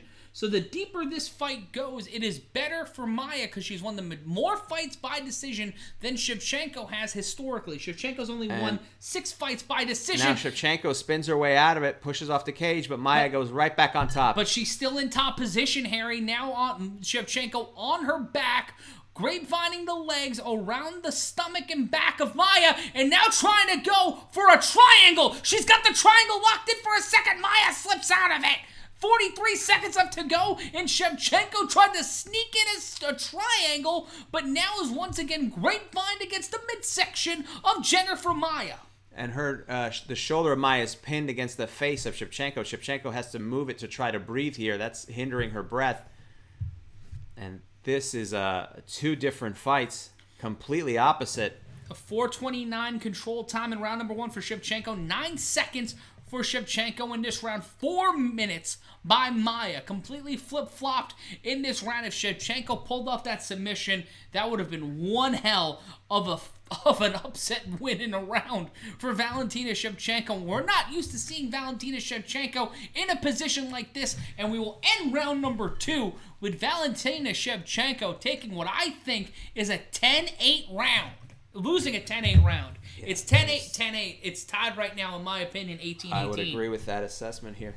Shout out to Lucas0073 from Sydney, Australia, saying, great job on the commentary, mateys. Thank you. You're a sweetie. Shout out to Evan M. These guys are way more into the fight than other commentators on YouTube. Well, that's our job. Fair enough. It's an interesting fight. Shevchenko's corner saying, you didn't finish the throw. You need to control her. You cannot keep doing that. Don't start the exchange. Maya's corner saying, don't let her dominate your wrists. You dropped her wrist. Do not let her get in on you. She does not have any safety security on the top. That's all you. Shout out to Arboon on Twitter. I mean this is a total compliment, but why am I still watching and listening to you guys? Because we're pretty good at our jobs. Yeah. Round 3. This is a championship fight. There are 5 rounds here. I am dog saying if Valentina had a triangle, then it's not 10-8. Oh, she had the fucking the triangle for like half a second. She had it long enough. Oh, left hand, overhand left landed by Shevchenko, throwing hammers in round 1 like a fucking doctor. Right uppercut landed by Shevchenko, who's bleeding. She's got a couple of scrapes on the left side of her head. That looked like it might goose egg there a little bit, but some blood from the right side of Maya's head. Free-flowing shots here in round number 3 of 5 for the UFC flyweight title. That's Harry Terjanian. I'm Matt Ryan. Stephanie Sotilli is your moderator in the Combat Culture chat, and we have a fat baby asleep in the other room. That's Olive the Fat Baby on Instagram. And let's see here. Both fighters back to the center of the octagon here. High kick from Shevchenko. She Norwooded that one. Let's see. Both fighters pacing each other. Landed a straight right. Did Shevchenko 355. Left to go in round number 3. Maya once again. Now Shevchenko going for a grapple. Needed a body by Maya. Pressing Shevchenko now against the fence. Trying to maintain control here in a bad situation for Shevchenko again. Pinned up against the fence, trying to figure out a way out of this. She doesn't look like she has the strength for some reason. Maybe she's gassed or what. Well, when the control time has been 4 minutes and 4 minutes each, I guess it wears both of you out. Yeah. But Shevchenko looking a little worse for wear as far as energy-wise. But trying to slip out of this. A high knee from Shevchenko. Both fighters... Shevchenko punches her way out. Both fighters back to the center of the octagon. Mm-hmm. And both fighters pacing with a lot of energy, waiting to strike. Head kick, barely missing Maya. And that body shot, we talked about it in the Chikagian fight, that right body shot to the left hook. That's going to be the key for Shevchenko here. Just trying to land those punches, just trying to open it up, stay away, bob and weave, fight like Ali in the Foreman fight. And she's definitely going for it. I mean, she whiffed on it, but there's a lot of power on that roundhouse. She knows that left hand is the key to this fight right now. 234 left to go in round number 3. She caught it, and now trying to take the back on a takedown attempt. Maya trying to sweep the leg. Shevchenko gets the suplex, drops her down, and now Shevchenko inside control, trying to get the submission. And good job by Maya trying to not just posture up, but she's trying to, push herself up. She's push herself up and slip out. Yeah, she's trying to bridge up. 3 of 3 for takedowns for Shevchenko here tonight. Maya fought that takedown, but Shevchenko did a full 360 spin using both of their momentum to take Maya down. Now she's continuing to be on top while Maya grapevines one of the legs here. Shevchenko's right hand is free. She lands the punches here. But she's now wrapped her arms around Maya. The Steve Perry song, Open Arms for both fighters now. Shevchenko on top, but Maya trying to find a way to grapevine the left leg of Shevchenko.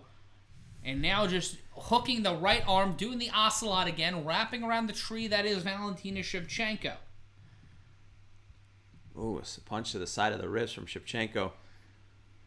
And Maya in a dangerous position. If this is anything like the first 2 rounds, this is where the fighters are going to stay for a bit of time here. So get a lunch.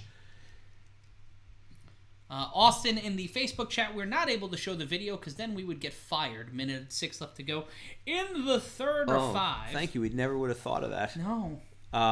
Both fighters trying to get up. Shevchenko kneeing on the way up, but Maya pins her to the cage. And Jason, it's kind of a half guard. She's wrapping. It's a wraparound. And I think of grapevine. I think of wrestling when you're grapevining the body, whether with your legs or with your arms. 44 seconds left to go. Shevchenko with the arm wrapped around the neck of Maya, who's pressing Shevchenko against the cage. Right now, I would give this round to Shevchenko, but it's a 10-9 round, Harry. 33 seconds left to go. This has been the toughest challenge I've seen for Valentina Shevchenko since we've started calling fights all the way back in 1906. There we go. And Maya trying to trip the leg of Shevchenko. Shevchenko doing a great job of moving her feet. Oh, a high knee from Maya. Rocks Shevchenko a little bit. Shevchenko just trying to chip away at the ribcage, just punching the tattoo of Maya. 10 seconds left in this third round here. And then a takedown. That might steal the round for Shevchenko. Gets in the top position. Is Shevchenko the champion? Might have just stole that round. 10-9 round for me, Harry. I would give that round to Shevchenko, to be quite honest. We got some strikes here. We see some highlights. That left hand is the key to the fight for Shevchenko. She finds openings for it, but she doesn't press it, and I think that's the difference right now. And my opinion matters because my hair is flopping. There you go. And some great takedowns by Shevchenko. Let's see what the corner has to say. Maya's corner. Come in moving and show your boxing. Don't let her work. Why don't you go for a takedown before her? You go first. So Maya's corner wants her to go wants her to go for a takedown quick. Don't wait for Shevchenko. She's really tired. She's more tired than you are. And that is the information from Maya's corner. And that right eye starting to swell up just slightly under the eye of Jennifer Maia. Take a look at the chat real quick. Harry giving a good breakdown of the corners. As we go to round 4, that overhand left by Shevchenko leading off the round. A little more pressure and a little bit more of adrenaline. Shevchenko's corner said, keep her away, don't let her get close. And let's see. Some slow pace here from both fighters. You can see that mouse underneath the right eye of Maia, Harry. Left shot landed. Right hook followed up by a shot by Maia. Shevchenko trying to keep pressure here in round number 4, 420 blaze it. In round number 4, right left landed by Shevchenko. Right underneath the eyes. Solid shots there by the champion. Once again, trying to wait for opportunity. Shevchenko a little more measured in this round. Both fighters a little less aggressive.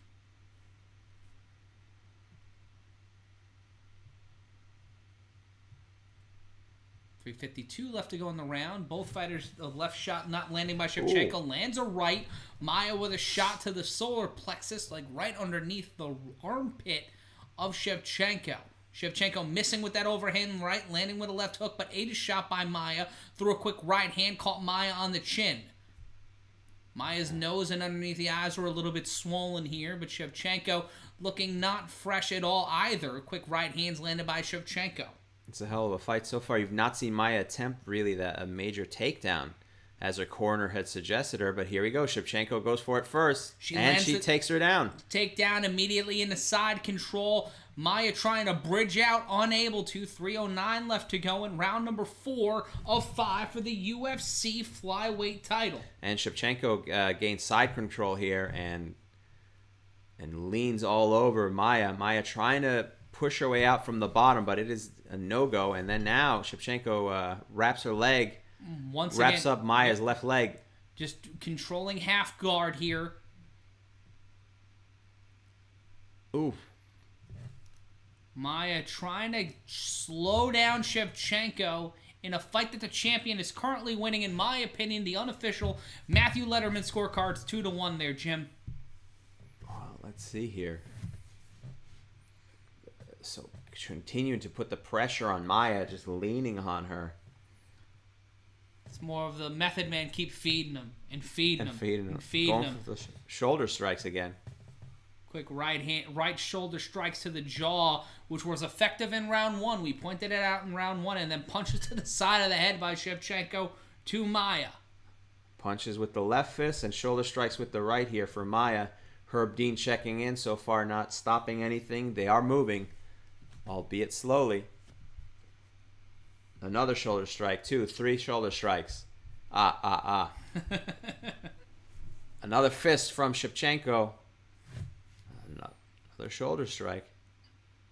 And Herb Dean telling him he needs to see a little more activity here, needs to see him move, but those shoulder strikes and then just punches to the side of the head, almost to the back of the head, Harry, which is illegal by Shevchenko. 90 seconds. And now still in half guard is Shevchenko, but Maia almost had the head for a guillotine attempt. Now going for the arm, but gave up the back. Shevchenko has the back of Maia, trying to pull off the rear naked choke, or maybe pull off the Kimura. Inside control now is the champion. 1:09 left to go in round number 4. Shevchenko trying to find a way to get the submission, is unable to. Maia trying to find a way to fight out of it, has not been winning this round, but has found a way to survive. With less than a minute left, Shevchenko just continuing to chip away at Maia while she has her pinned on the ground. If this were any kind of wrestling match, this fight would have been over a long time ago. But Maia still finding a way from bottom position, and then bicep strikes by Shevchenko. And now Maia pushing the back of her right elbow into the back of the neck of Shevchenko. Shevchenko almost caught here, could be caught in a guillotine from the bottom by Maia. But nope, not happening. The champion finds a way to punch out of it. Still in side control, in a half mount, trying to figure out a way to break Maya, punching her right in the hip socket with 13 seconds left to go. Wow, here we go. And continuing. Just more and more strikes from the bottom. I mean, definitely Shevchenko's round, without a doubt. Yeah, Maya putting up a hell of a fight, but Shevchenko's been able to control position, and we will go to round 5 in a weird fight, Harry. Definitely I'll say a weird fight. A weird fight, but a dominating performance from Shevchenko in those last 3 rounds. A lot of comparisons to us to old pro wrestling announcers. Well, thank you. A few references to NBA Jam. We did from shout downtown. Yeah. That was actually one of the comments. They're trying to reduce the swelling on those eyes of yeah. Maya. Oh yeah, that is not a good look. Yeah, she is swollen. Either knockout or submission. You got it. You need a combo. That's what you need, says Maya's corner. Shevchenko's corner. Let's see. You need to be precise. You need to keep your distance. Keep working on the same range as you did before. Don't let her control the fight. Rogers asking 2-2-3-1. It's 3-1 for me. It's 3-1 Shevchenko. 3-1 for me. Yeah. OC Varsity guy saying thanks for the PBP. You're welcome. The 5th and final round. It's an interesting note from Shevchenko's corner. Jeff M. Comment of the night. Adelaide Bird has a 39-34 Floyd Mayweather. Oh, boy. Interesting. And right away, opening up the round, Shevchenko, 2 right jabs, right to the jaw, spinning back fist. Lands on Maya, but Maya trying to go for the takedown. Shevchenko trying to fight out of it. 15 seconds into the 5th and final round for the UFC Women's Flyweight title. Pinning her against the cage, Maya. Shevchenko hooking the hands to try to avoid a takedown here. Angling the legs to make sure she can't get taken down and trying to take Maya down herself. Great switch in the body positioning. Hooked underneath the shoulder, switched it around. Now Maya has her back to the cage. Elbow attempt by Shevchenko, and both women will release and go to the center of the octagon. Maya has to do something really big here. She's not going to win on points. Body kick from Shevchenko, followed by some combinations. Quick left, right. Another left landed by Shevchenko. 4:05 left to go in your co-main event for the UFC Women's Flyweight title. And coming up, it's Davison Figueiredo versus Alex Perez in our main event. And you can see Maya's face is a little worse for wear. As I said before, it looks like she has anaphylactic shock. Quick punch combination by Shevchenko, but gets quickly turned around again with Maya trying to attempt the takedown, with Shevchenko's back firmly pressed against the fence.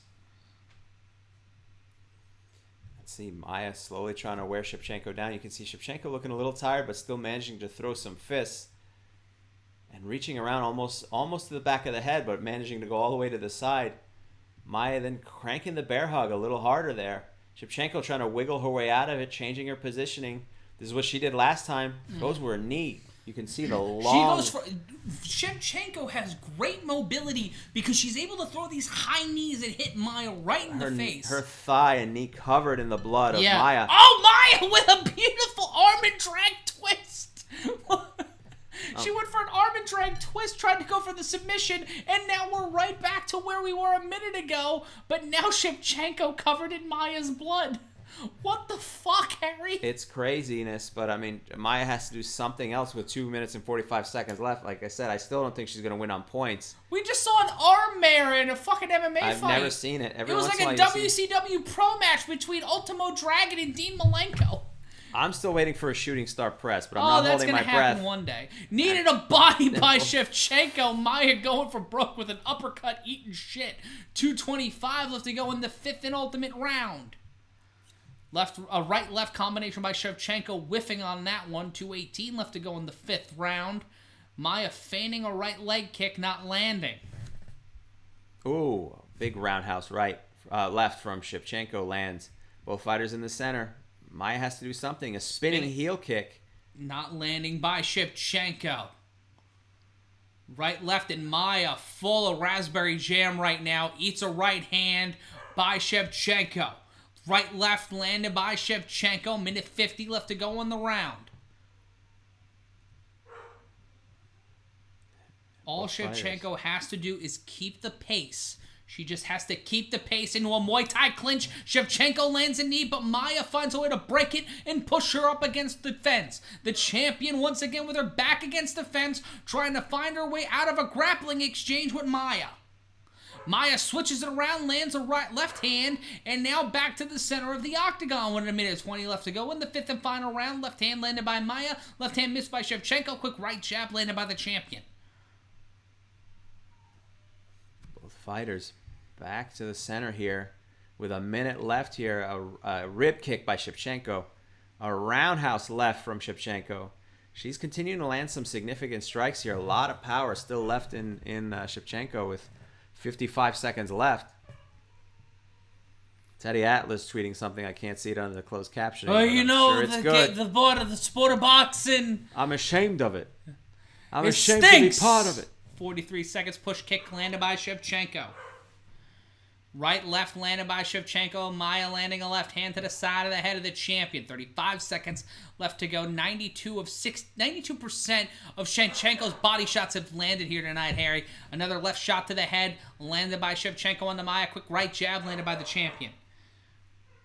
Right hand again, two quick right hands, right-left combination. The right landing, the left not by Shevchenko. We're going to go to the scorecards here in 14 seconds. Maya trying to fight her hardest in a losing battle, spinning back fist into a right-left combination by the champion. Shevchenko has been proficient here tonight in a fight where she's only lost 1 of 5 rounds, and we will go to the scorecards in Las Vegas.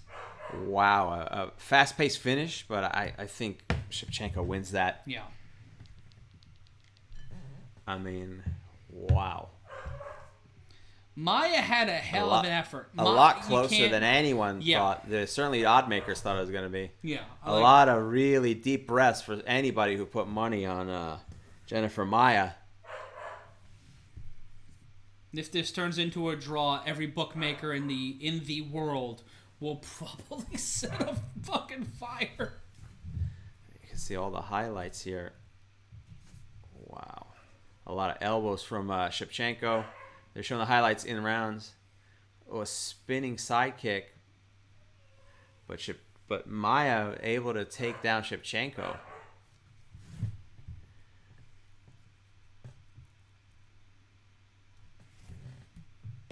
And they're showing the highlights after the second round. All Shevchenko's fight. Yeah, after the second round, you can't really give Maya anything else. And just a suplex from Daniel Cormier calling it. Watch this suplex. You rarely see it, but it was a belly-to-belly suplex. It was Magnum TA quality, too. Like, it was a solid suplex. Wow. Shevchenko, any situation she was in danger, trips the legs and tosses her down. More highlights of a spinning back kick there.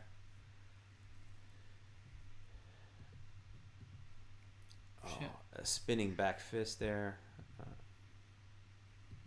Wow, just looking at the highlights, a lot of damage done. And Bruce Buffer gives us the official introduction. Official decision.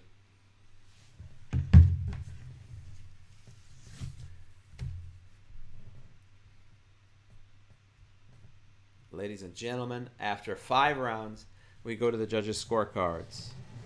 All 3 judges score the contest 49-46 for the winner by unanimous decision, Valentina. And still, Valentina Shevchenko, still your UFC flyweight champion, Harry. I got the fight right. I got it right. There you go. I'm not gonna get my legs broken. Oh my God! They're not gonna take your thumbs. No. They took my thumbs. I get to live another day. But Valentina Shevchenko winning 4 of those 5 rounds and will remain your UFC flyweight champion. A great performance by Jennifer Maya. Really. Dana White losing weight and looking more and more like Triple H as they both cross in a Venn diagram fashion.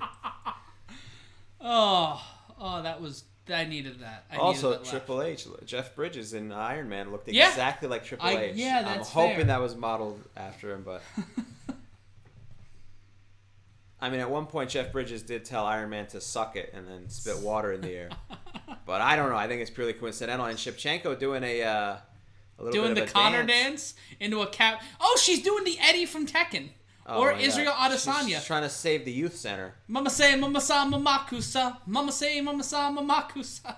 A huge ballerina dance. Or is that from... It's either... where was that energy in trying to stop the fight? You couldn't have done that shit. Couldn't punch somebody in the head with that. It's either that or it's a celebration from Street Fighter. I'm not sure. This from a tattoo with a woman who has a gun tattoo on her left rib. Duty calls asking what stood out to you from this fight. Shevchenko's measure. Just knowing that she was winning the fight, her comfort level in there. Shevchenko now in 4th place in total wins in UFC women's history with 9. Amanda Nunes topping that list. Now 1 win behind Joanna Jędrzejczyk for all time, moving into the 3rd spot. Taking a look at the chat real quick, David York said, Matt Ryan has moments where I feel like I'm at the dog track and they're rounding the last turn. Well, he does keep slamming a racing form in his hand. It's very awkward. For the win place show and my trifecta is in play with big money on the line. Your dad saying, imagine Matt and Joe Rogan side by side calling fights would feel like a roller coaster all night with ad plugs. Let me tell you about brought by the motherfucking Cash App. As we see more highlights of Maya getting her ass kicked. And what actually was a great performance by Jennifer Maya, all things considered. Shout out to Israel Vargas on the MMA Mania Facebook page saying, great calm, guys. Thank you. A fight against, Amanda Nunes could be in the horizon. A lot of people not thinking Amanda Nunes. She could beat Amanda Nunes in the 3rd fight. Amanda Nunes up 2-0 to her. Let's go to Harry, who's going to be Joe Rogan. Yes. Let's see here. Give us your thoughts on how the fight went. Was there anything that was unexpected? Yes. When I was preparing for the fight, first of all, I'm very glad it was 5 rounds because I've had a long layoff and I needed to feel the spirit in the octagon to know that I'm healthy back in 100%. Nothing is bothering me. I'm glad that it was Jennifer Maya first and it went long distance. So I know for sure that the next one, long distance, I'm fully healthy. In preparing for this fight, I knew that Jennifer wouldn't be an easy opponent. I watched her fight. I saw what she is and her body type, and she never gives up. And I knew it was going to be a good fight for the belt. Rogan says this was a very grappling heavy fight. And you initiated that in the first round. Was that something you planned on, or did you feel it in the moment? She says, I would say that every time working both striking and grappling, I just prepare my body to react so the proper situation comes. It's just do it by itself. The training camp was so hard. Valentina, what was the nature of your injury that you were out so long? It was MCL, and we had to do surgery.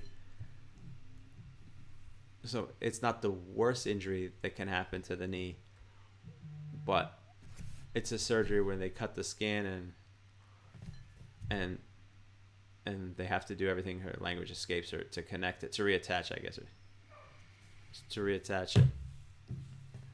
And so it was surgery. We took a couple extra months to make sure that during the fight it won't show up as anything unexpected. Rogan says, during the fight you landed some heavy blows to Jennifer Maya and she kept coming through. Was that surprising to you at all? She said, actually I knew she was going to be tough. I watched her previous fight and I knew that it was going to be something really, really certain or super, super heavy.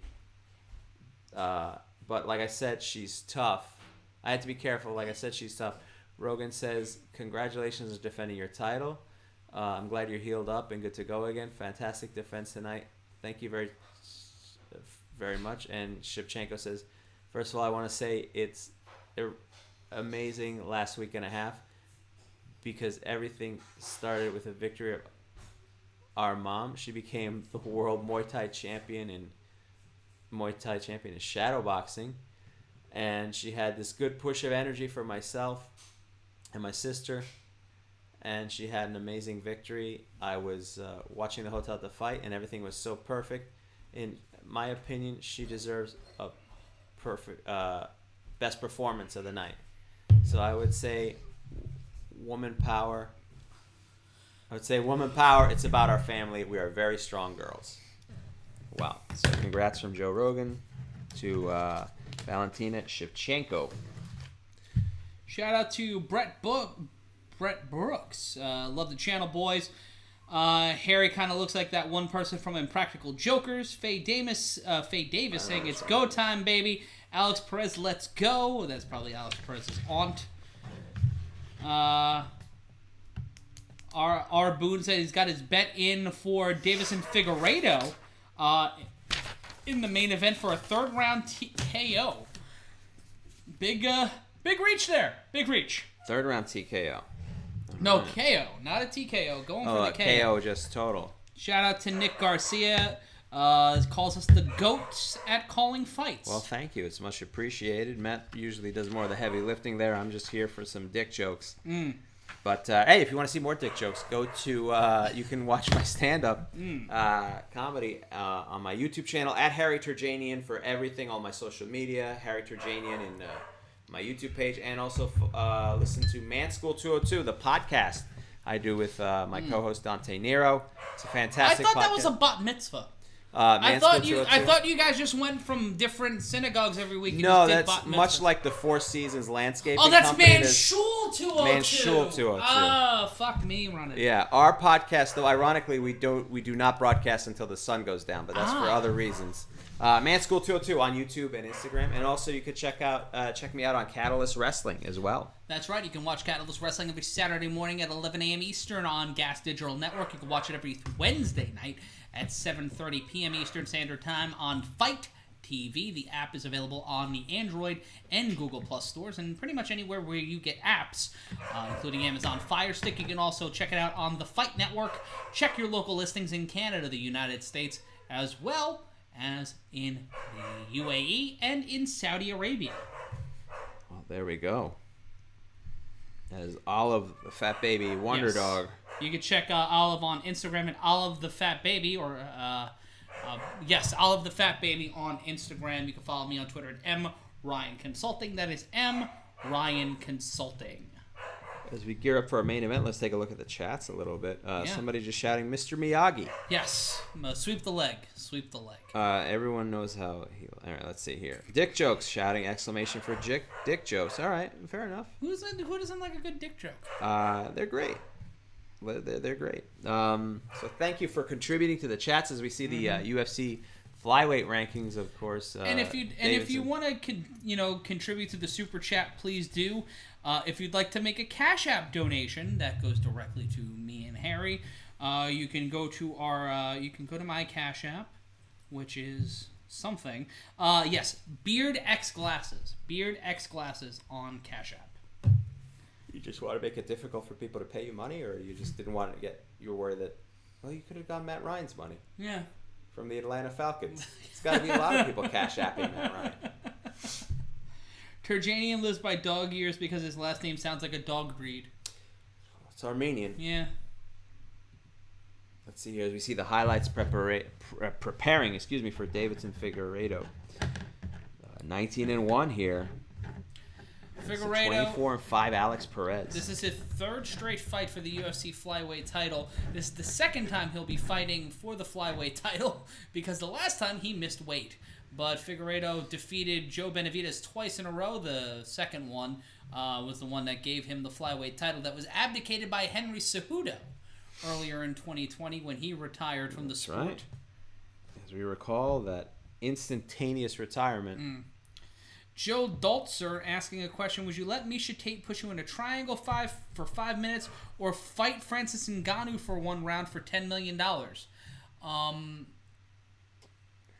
Which one do you think is going to be less CTE? What's going to have least effect on the brain? Well, I guess technically if you get choked out, they stop it, right? Yeah, but he's saying we would be in it for 5 minutes. Well, how's that possible? I don't know. I guess they should just that would kill us. That would kill someone. That would imply that she's pressing it long enough for us to be hurt, but not enough to knock us to, I guess, make tap out. I don't know. It's Shout out an interesting question that I have no answer to here. Shout out to Dominic and family for subscribing and joining us for the first time. If this is your first time with yes, us, we're glad please. you're here. Wherever you're watching us, however you're watching us, be sure to like and subscribe, especially if you're watching on YouTube, and ring the notifications bell. Hit the thumbs up. Let us know that we don't suck. Our ratio so far, not terrible. I'll take it. All right, who are we going with here? Somebody asking who we're going with in the main event here. Perez is a talented son of a bitch, but I tend not to go up against champions in their first title defense. It's hard to go up against a champion, especially one that defeated Joe Benavidez so dominantly in those 2 fights. It's really hard to go up against him in that regard. It's really hard to go up against Davis and Figueiredo in that regard. For me, it's very close. So I mean, to the runner, the tie goes to the runner. So I'm going to go with the champion, Davis and Figueiredo, just because he's on a 4-fight win streak. I think he's got a hot hand right now and probably going to keep this momentum going. I mean, the last loss was in 2019. It's been a good. I mean, he's on a 4-fight win streak, so he's been doing good. 9 knockouts, 3 decisions, 7 submissions. Yeah, both of these guys are talented fighters. Tez Capone on Twitter asking, what are you sipping? I am sipping a Voodoo Ranger IPA, as I've said a few times throughout the broadcast. Zodiac in the Bloody Elbow chat says, I call total dismantlement from Davison. He gets a unanimous decision. I do wonder if this fight goes all 5 rounds, though. That's my question. The prop right now is plus 350, according to Gary Giordano Jr. in the MMA Mania chat. That's the prop bet right now, plus 350 that this fight goes the distance. Those are solid odds.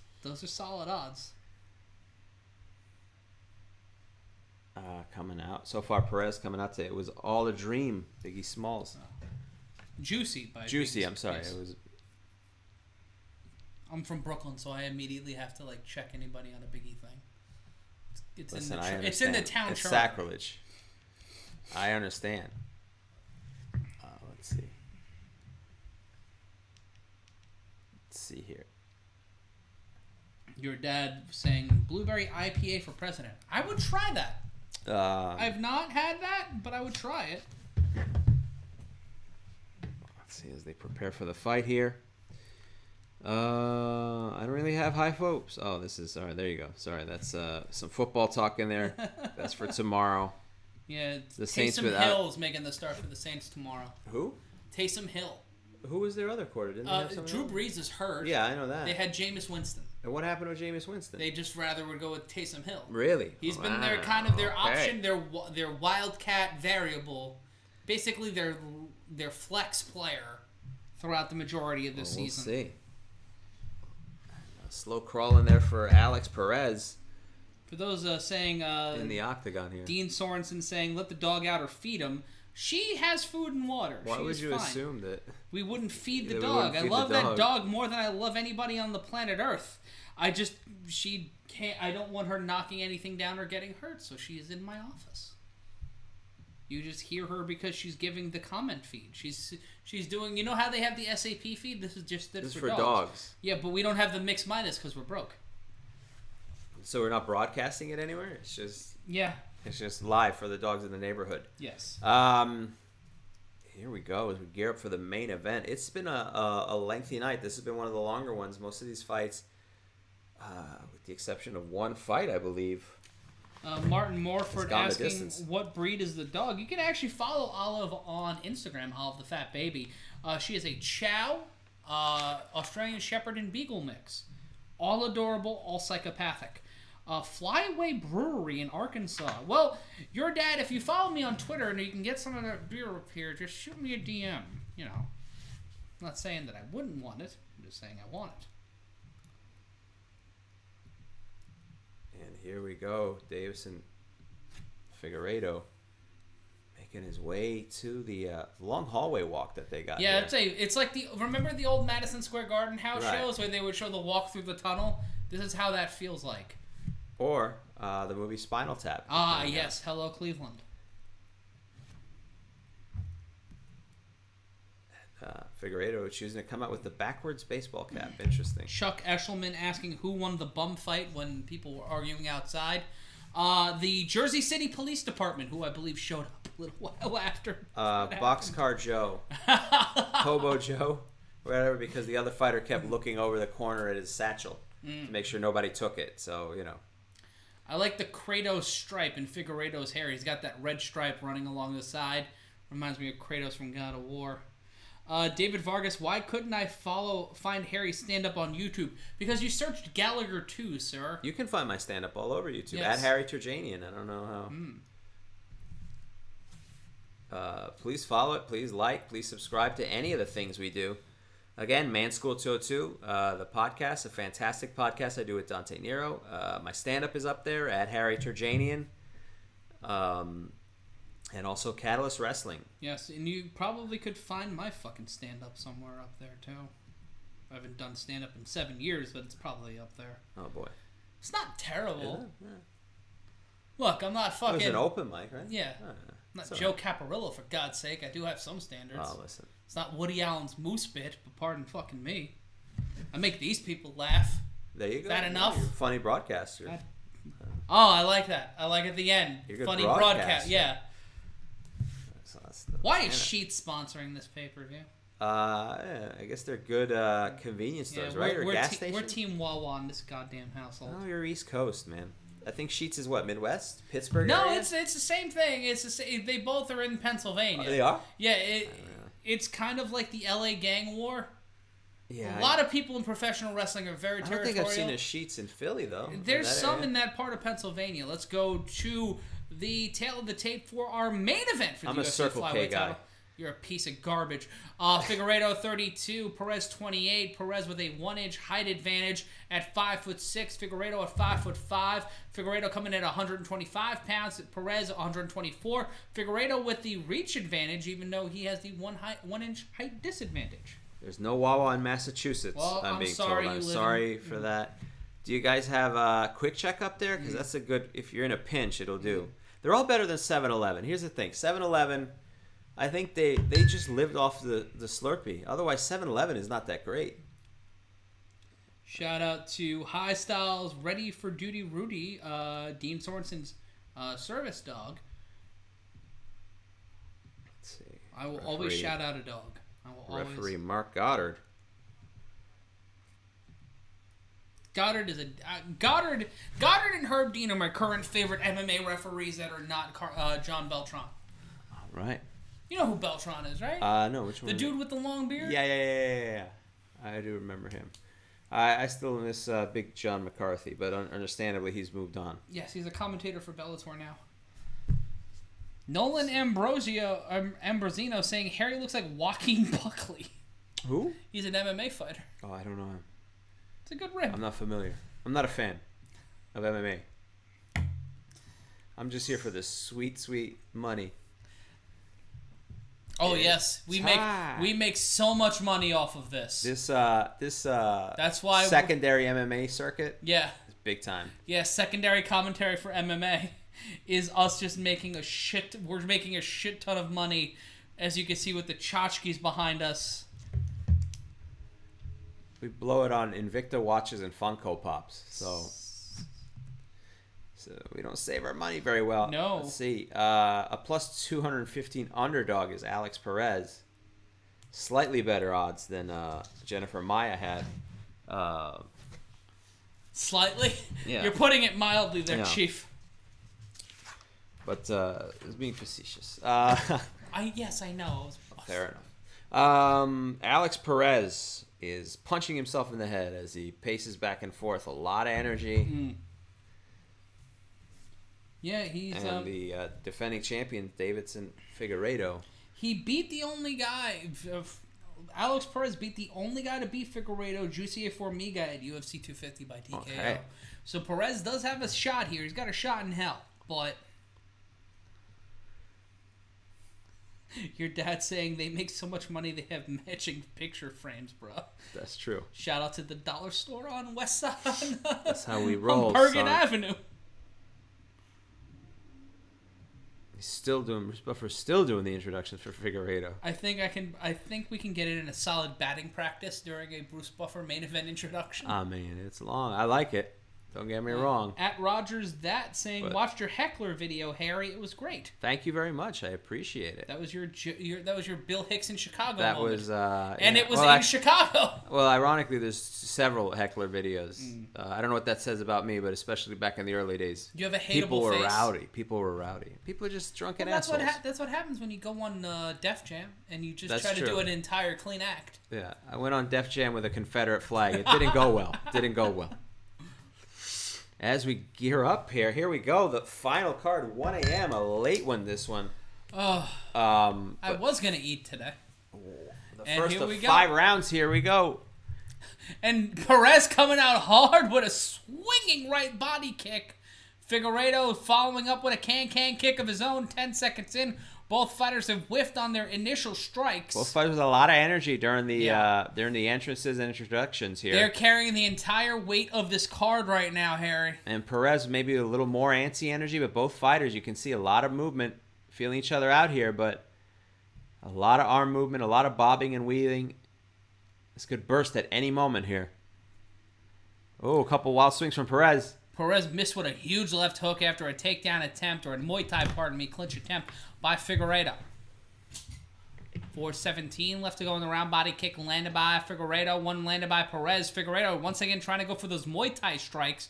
Figueiredo pressuring here. Perez with his back to the fence. In a little bit of trouble here, trying to find an opportunity to shock the world and win the world title on the main event of a pay-per-view. Low kick, body kick, followed by Perez. Perez eats a left hand by Figueiredo. Overhand right missed by the champion. Perez with a takedown attempt, trying to lock in a knee bar. Figueiredo finding a way to pivot out of it. Now it is back on the fence. 3:38 left to go. Perez still maintaining, trying to get that takedown. Mark Goddard has to slap his hand away from the cage. Because Figueiredo's clinch, he's hooking his fingers into the fence, turns it around, turns the fucking takedown attempt into a knee bar attempt, and Perez in trouble, punches his way out of it, now takes the back of Perez, and now a guillotine attempt by Figueiredo. Figueiredo trying to finish it with 3:14 left to go in the round. He's got it, but is it deep? It's not deep. Perez trying to find a way out of it, trying to push his head through, trying to basically push himself out, and that's it! He taps. That's it!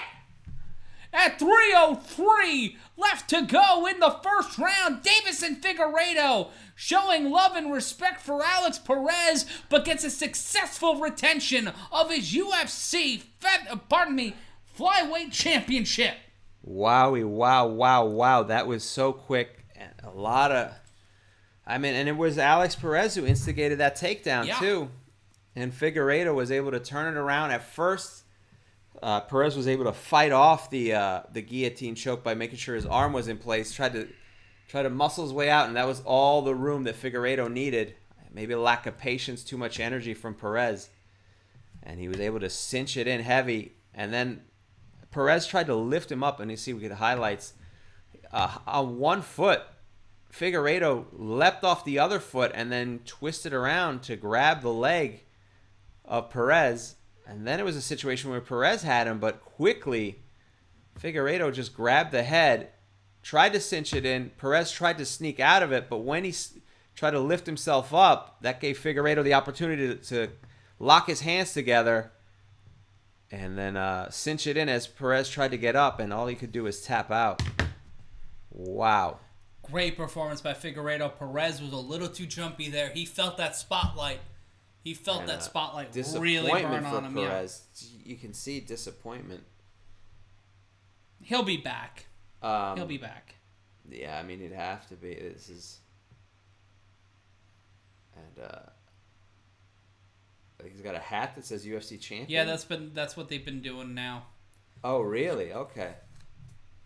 I was going to say what sponsor, but of course they're not allowed to have their own sponsors. No, it's a Reebok hat, and then it'll soon be Venom gear. I'll be happy. I didn't love the Reebok. There was never anything special about it. And some of them were downright ugly. Let's be honest. Some of the designs were hideous. I've never been a Reebok guy. Here we go. Bruce Buffer. the guillotine choke, and still undisputed UFC flyweight champion of the world, Davidson. I don't even know the oh, that's what it was. I didn't understand what it was. It's Jesus de Guerra, the Jesus of War, God of War. God of War, Figueiredo. Great performance by Figueiredo, remaining and maintaining his hold of the flyweight title. Second victory for the flyweight gold. Solid night by Figueiredo. An impressive victory. Wow. Very quick. And I guess they're doing the Vince McMahon walk. I don't know what walk this is. 4 people in unison. And they'll do an obligatory selfie because they've got a lot of time to fill. They just won the fight in, less than a minute? Yeah, pretty much. Maybe more than a minute, but it... And Alex Perez, unfortunately, maybe, like you said, the weight of being in the main event got a hold of him. Maybe it was too much. Came out there with a lot of energy. Shout out to Jay Anthony dropping $5 in the super chat. Thank you, my friend. Much appreciated. Thank you to Christopher Brewer watching us from Portland, Oregon. Shout out to Portland.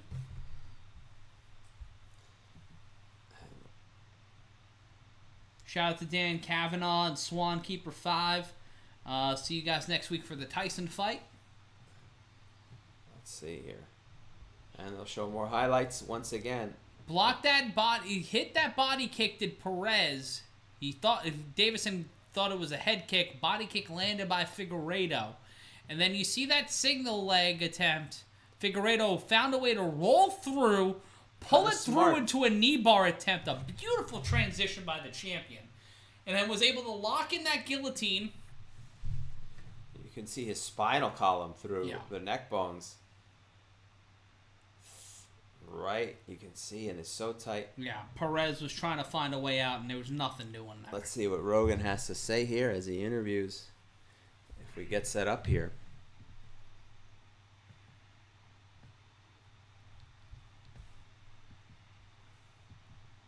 Oh, let's see, we're still waiting. Shout out to Bo Roper. Shout out to Ryan Woodland watching us in Nashville. Here we go. Rogan, the winner and still champion, said Davison Figueiredo. Congratulations, sir, on a spectacular submission victory. How good does it feel to defend the title for the first time? Do we have a translator? Or not? Rogan says, do we have a translator? If not, we got a real problem. Someone's made a mistake. Shout out to John Bennett donating $5 in the super chat. If you want to donate, you can either cash at me at BeardXGlasses, or you can click the dollar button, hit the super chat button wherever you are on Facebook or YouTube or Instagram. Okay. So they do have a translator. Really, the translator was supposed to go into the headphones. Now we're waiting on Joe Rogan.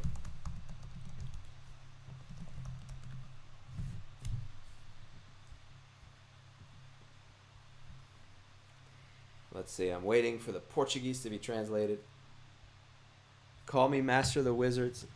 I promise my master I was going to do this.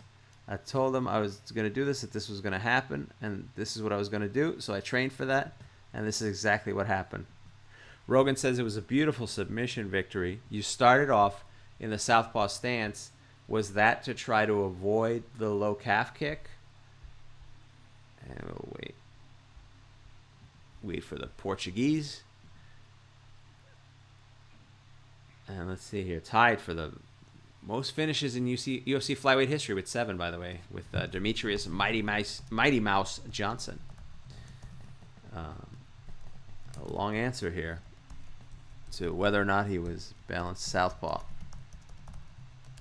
And he's still answering it. It's a very simple question with a long answer here.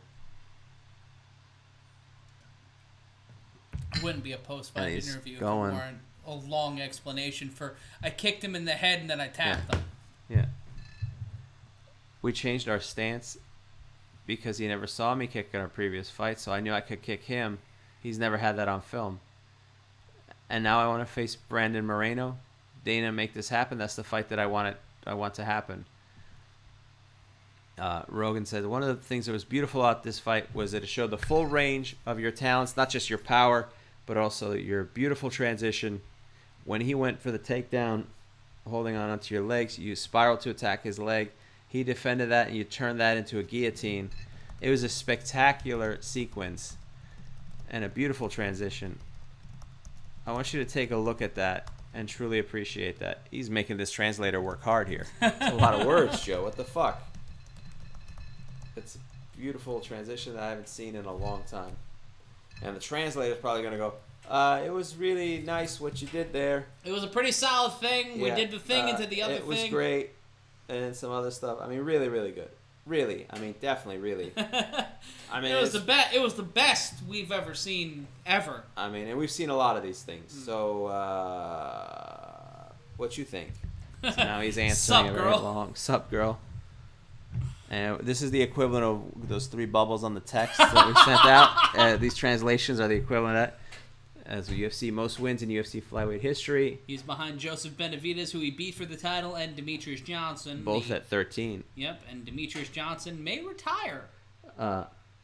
Which is interesting after being traded to 1 for Ben Askren, who's retired. Yeah.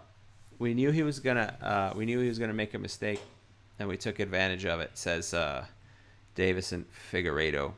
Congratulations, Rogan says, on this first successful defense of the flyweight title. Mercifully bringing this interview segment to an end. It was a pretty rough one from the start of not having any translator. And Rogan talking to nobody in particular.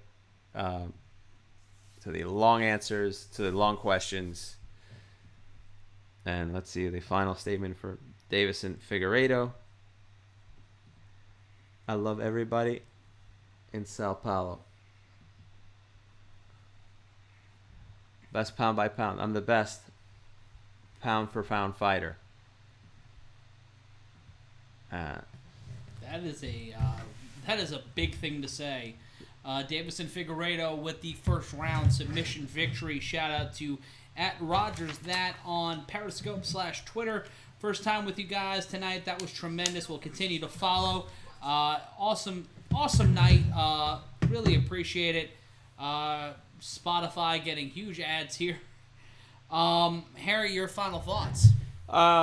It was a pretty interesting card. You know, it wasn't a bad card actually. There's a lot of variety, and a lot of strange things that we saw that we don't see in other pay-per-views. To be honest, different strategies, everything to the wild finish in the main event. That was a long pay-per-view and then a quick finish in the main event. A good pay-per-view overall. It was exciting. It was enjoyable to watch. There wasn't really it wasn't the strongest card. A boring fight. Yeah, there wasn't a boring fight, but it did not have the same kind of momentum and energy as many of the fights we've seen this year. We're coming off of a high of Khabib's last fight, and it's hard to match that with anything else this year. On a year we've seen Conor McGregor return. We've seen John Jones fight his last fight as a light heavyweight. We've seen a lot of evolution this year in the UFC. Seen John Anik with a mustache now? Well, it is Movember. Oh, is that what that is about? I believe so. Oh, okay. That explains it. And Joe doesn't care, and neither does Daniel Cormier to partake in Movember. But as we round things out here tonight, both champions remaining champion. Not a lot of surprises here tonight. Mike Perry's loss probably the most surprising thing on the main card. Outside of that, kind of straight shot. I was surprised at the main event. They're ending so quickly. Ended so quickly. I mean, he was, Davidson Figueiredo to me was the favorite. The Shevchenko fight, a little bit of a surprise there that Maya had a lot of that. That fight was a lot closer than the scoring, but even though it was, obviously it should. It was more competitive than you thought it would be. Yeah, and she made definitely in a victory like that. Maya made her work. Yeah. You made her work for that victory. It wasn't the walkover win. It wasn't Appalachia State versus Michigan. We didn't get the massive upset. It wasn't fucking Mike Tyson in the Tokyo Dome. But Maya made her work. She proved that she did belong in the upper echelon of fighters at the flyweight division. But now for Shevchenko, it's more about the argument of her moving up. It's almost like this whole pay-per-view was sort of like a reset of rankings. That's what this was about. It was like a rebuilding pay-per-view almost, like it was build up in your house. Right, yeah. If we're talking in the 1990s wrestling parlance, it wasn't one of the big four. It's like a pay-per-view that had to happen to adjust the title pictures and the rankings. But a good pay-per-view overall. And we'll be talking more about the title picture on December 12th when we're back here for our final card of 2020 as we head into the first year. As we end the first year of the 2020s, that will feature a card that will see UFC bantamweight champion Peter Yan defending for the first time against Aljamain Sterling, it's been a while, the pride of Uniondale. We've got a big card that night. More about that. You can read more about that at MMAmania.com and BloodyElbow.com. But the next time we'll be live with you here on Combat Culture across the Combat Culture Network will be next Saturday night at 8:45 p.m. Eastern Standard Time for the Mike Tyson-Roy Jones Jr. fight. Early start time that night, not to 9:45, but we'll be starting at 8:45 Eastern.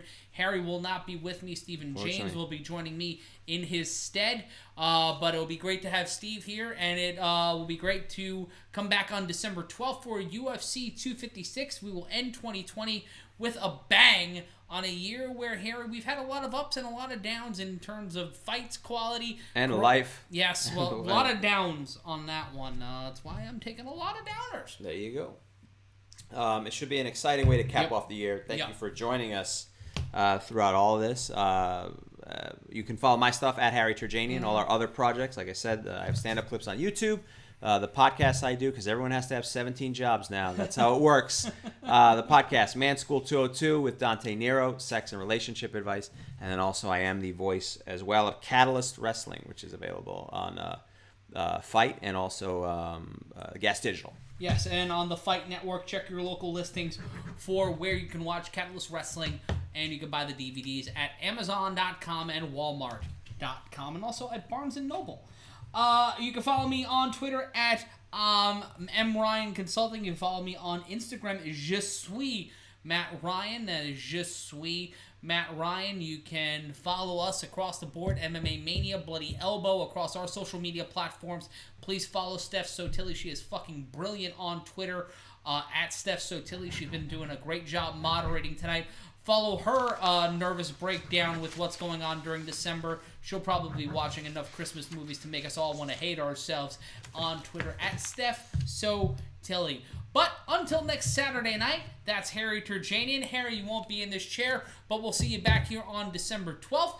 I'm Matt Ryan. Until next time, so long from somewhere that's allegedly in the state of New Jersey. All right, bye. Making it awkward. Bye. Happy Thanksgiving. Happy